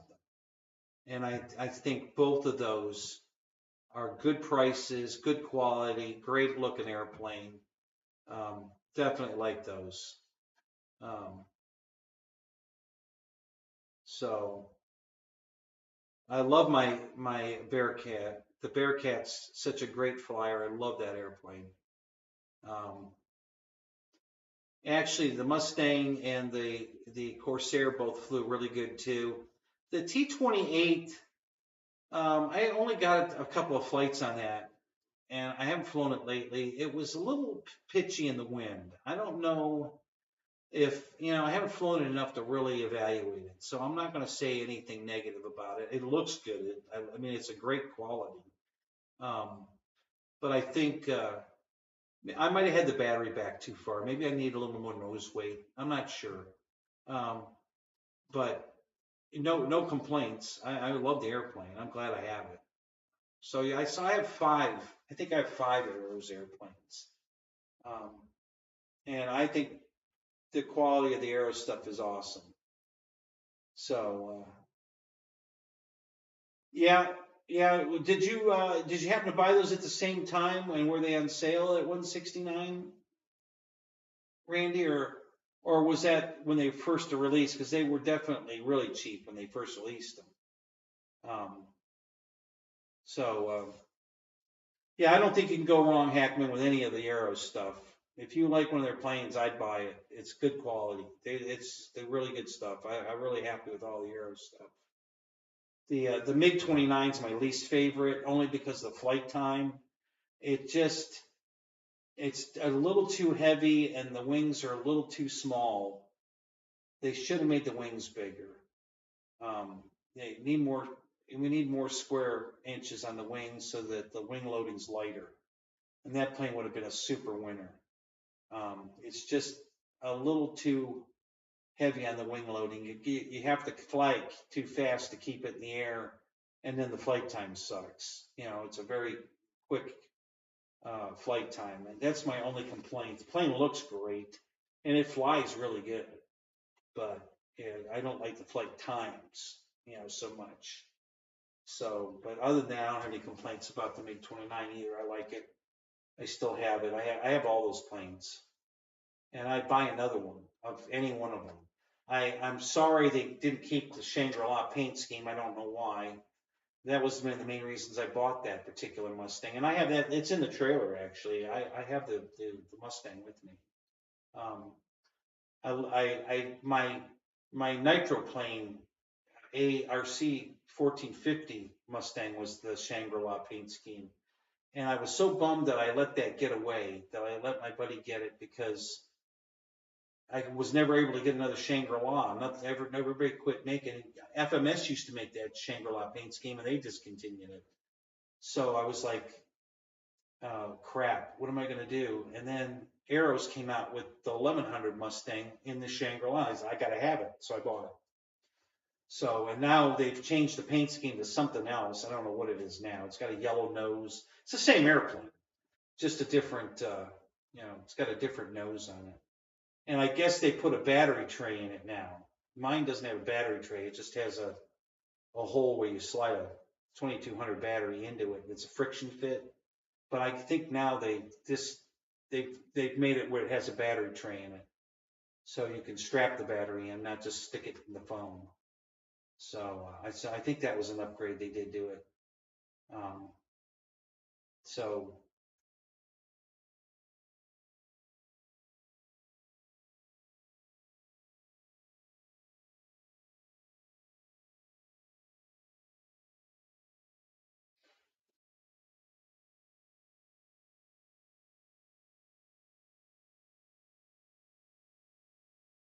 so your plane's not in the tree anymore. It's gone, huh? Oh well, what are you gonna do? At least maybe it found a new home, maybe not. Who knows? Um, that's funny. That's what's it been? 3 years in the tree? Is that how long it's been in the tree?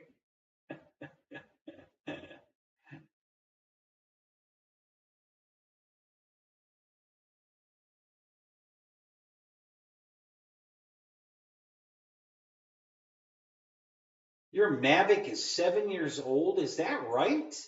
That thing's been out that long? Holy crap! I didn't think it was out that long.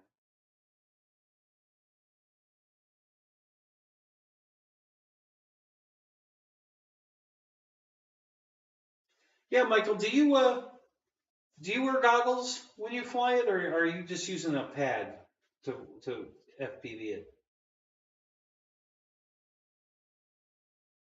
Oh, it was up to 2 years? Oh, okay.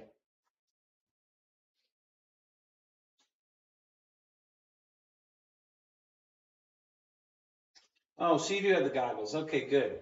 Yeah. Yeah, I have two sets of goggles. I've got a set of Dominators and I think the other ones are called Aviators, or I don't know. It was a really cheap set that they had originally. They're my oldest. Those are 7 or 8 years old. Those goggles, but they have a better receiver in them than the Dominators. That I can pick up range like you wouldn't believe. We crashed.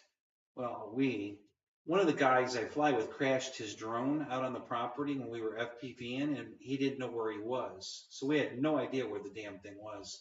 And we're talking about a 200 or 300 acre field. Okay, it could be and it might not even be on this field. It might be on a field next door either way, because he didn't know where he was when he crashed. So I told everybody, listen, put your goggles on, tune to his frequency, and let's all walk around and see if we pick it up. You know, chances are, if it's still the battery's still plugged into it, we'll get a picture. So everybody walked all around the property, and I found it. My goggles picked it up. Nobody else. They even came where I was, and none of their goggles were picking it up. So I took mine off and handed them to him. And I say, oh my God, he's got a picture. So my goggles picked up the signal. Nobody else's goggles did. These cheap, I forget what they're called. They're not aviators, but they're something like that were real cheap in the very beginning. So it had the little tiny screens, but it worked. But anyway, so we found it, you know. We kept looking, you know, we walk around and we knew it was over here. So it was over the fence. And one of the guys, my buddy Carl, said, you know, I'll just go over the fence and look for it. So he climbed over the fence and then walked over the hill. And when we got on the other side of the hill, we could see that it was under a palm tree frond. You know, the tree frond was in front of it blowing around. So he walked over to that tree. There it was on the ground. He picked it up. So we found it. But my goggles were the only ones that picked it up. The cheap ass goggles I bought had the best receiver in them of everybody's there. Everybody else had Dominators and all the fancy shit, and none of them picked it up. Mine picked it up. So I keep them for that reason. I just know if I want to fly distance, I'll be able to go farther on those goggles than the Dominators. And I take a lot of people for a demo flight. You know, they want to know what it looks like. So I say, okay, so I give them the cheap set first, so the little screens, and I fly around the field and I buzz a few things, and they get the idea of it, you know, and they're, wow, that's really cool. I said, now here's panoramic vision, or what do they call that in the IMAX? Here's the IMAX version. And I give them the Dominators, they put them on, I'm like, oh, wow, you know, because the screens are bigger and more color definition and much better picture. And then I fly them around again, and they just get so excited. Oh my God, it's like you're really sitting in it. Yeah, that's the whole point of it. So yeah, we have a lot of fun. Hey Pamela, what's up? Welcome to the show. Yeah, so I have those two sets of goggles that I, you know, fly with and demo with people. Pinch you?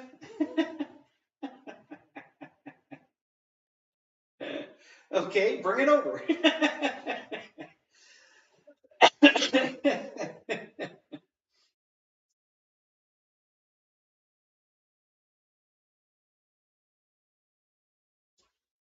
So anyway, all right, we're down to 11. Been out of 3 hours, more than 3 hours, coming on 4 hours. Yeah, another 5 minutes and it'll be 4 hours. I think we're going to call it here pretty quick, guys.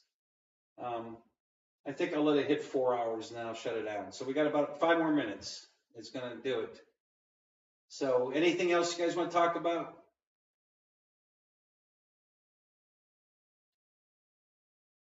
Wow, that's pretty good. You know, you can get 5 miles out. That's pretty good. Yeah, I can't get that kind of range. I know I can go a mile, no problem, because I ran the thing out of range. I lost the radio. I still had visual. I had to throw the transmitter up in there like this to get it turned back around. But I still had visual, but I lost the radio. Yeah, Hackman, no problem. Yeah, you won't go wrong with any of the ROES products. Whatever you like, get it. If you can wait till he puts it on sale, because he does it about every 3 or 4 months. He usually runs a sale, and it's usually like $30 on one plane and $40 on 2 or more on each plane.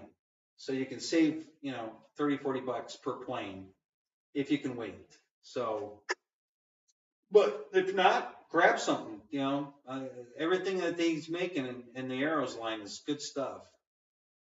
Dan's a good guy. He takes a lot of pride in the product he sells. So, Hobby Zone's a good place to go.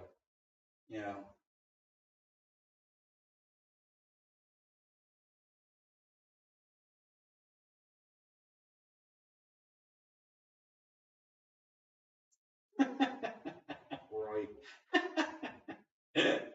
Oh my God, you're kind of hilarious.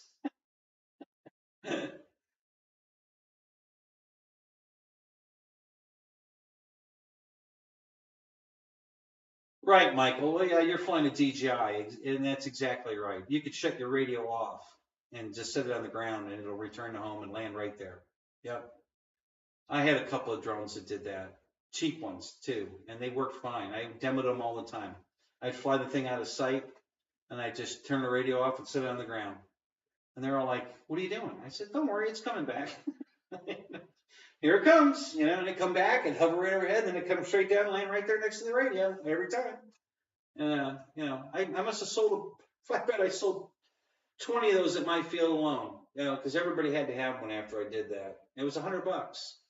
It was a Banggood. It happened to be a Banggood product that was actually a good product. So yeah, it was pretty cool.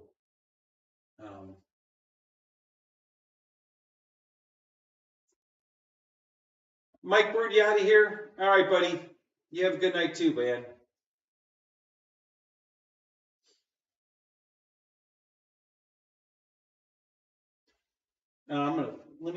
I can't. Shit, I wish I had my keyboard. Yeah, I'll have to look for that video. These guys can't fly. Is that what it's called? What do they call the video? Is it the Carnage video? These guys can't fly. What's the actual name on the video, Randy? Normally I could right click on it, but I can't. I'm watching this on television, so I don't have a computer to right click. Well, actually, yes, I do. Hang on a minute. I can do it right here. Oh, don't scroll away. Let's see if it works. Nope, broken link. All right, I'm gonna leave it there though. I can probably fix that. I'll just leave it there. I might be able to truncate it and get it to work. So, all right. So I got it. All right. I'm gonna watch that.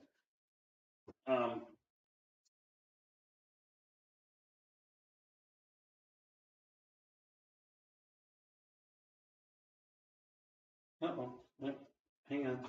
My TV's going to sleep again. That's how long, we've been on so long, my TV is going to sleep.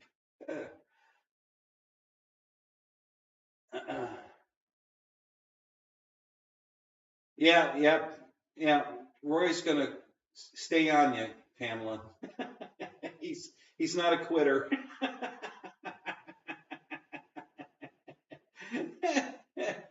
Yeah, he's not a quitter. He's relentless.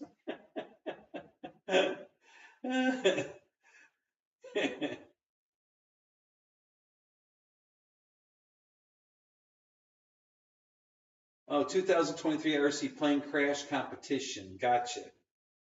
Okay. All right, I'll have to look for it. I definitely want to watch that.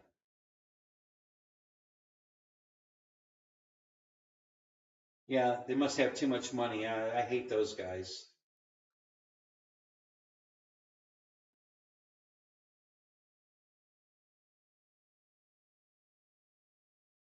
Oh God, yeah. When then they crash turbines like it's nothing. Oh God, that's sick.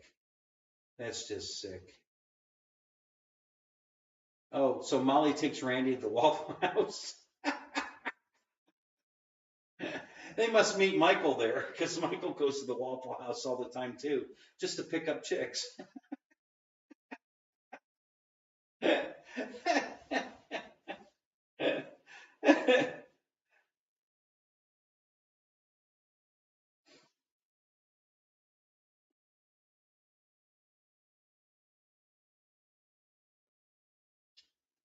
Are we there? Yeah, we're there. Okay, guys, I'm going to shut it down. Hey, thanks to everybody for coming. It was a great night. We had fun. Glad we got to talk. It was fun. Lots of chit chat. So I'm going to shut this down. You guys all have a great night. We'll see you again. Tomorrow is Fred's flying. If you guys want to, come fly with us at Fred's real flight flying. So come join us on that. And Tuesday night we got Jeff at the Flight Club. So see you then, and if not, then Thursday night I'll be live again. Right, well, I'll be in the hangar again. We'll be at the Dollar Tree in the frozen food section Thursday night. So come join me there.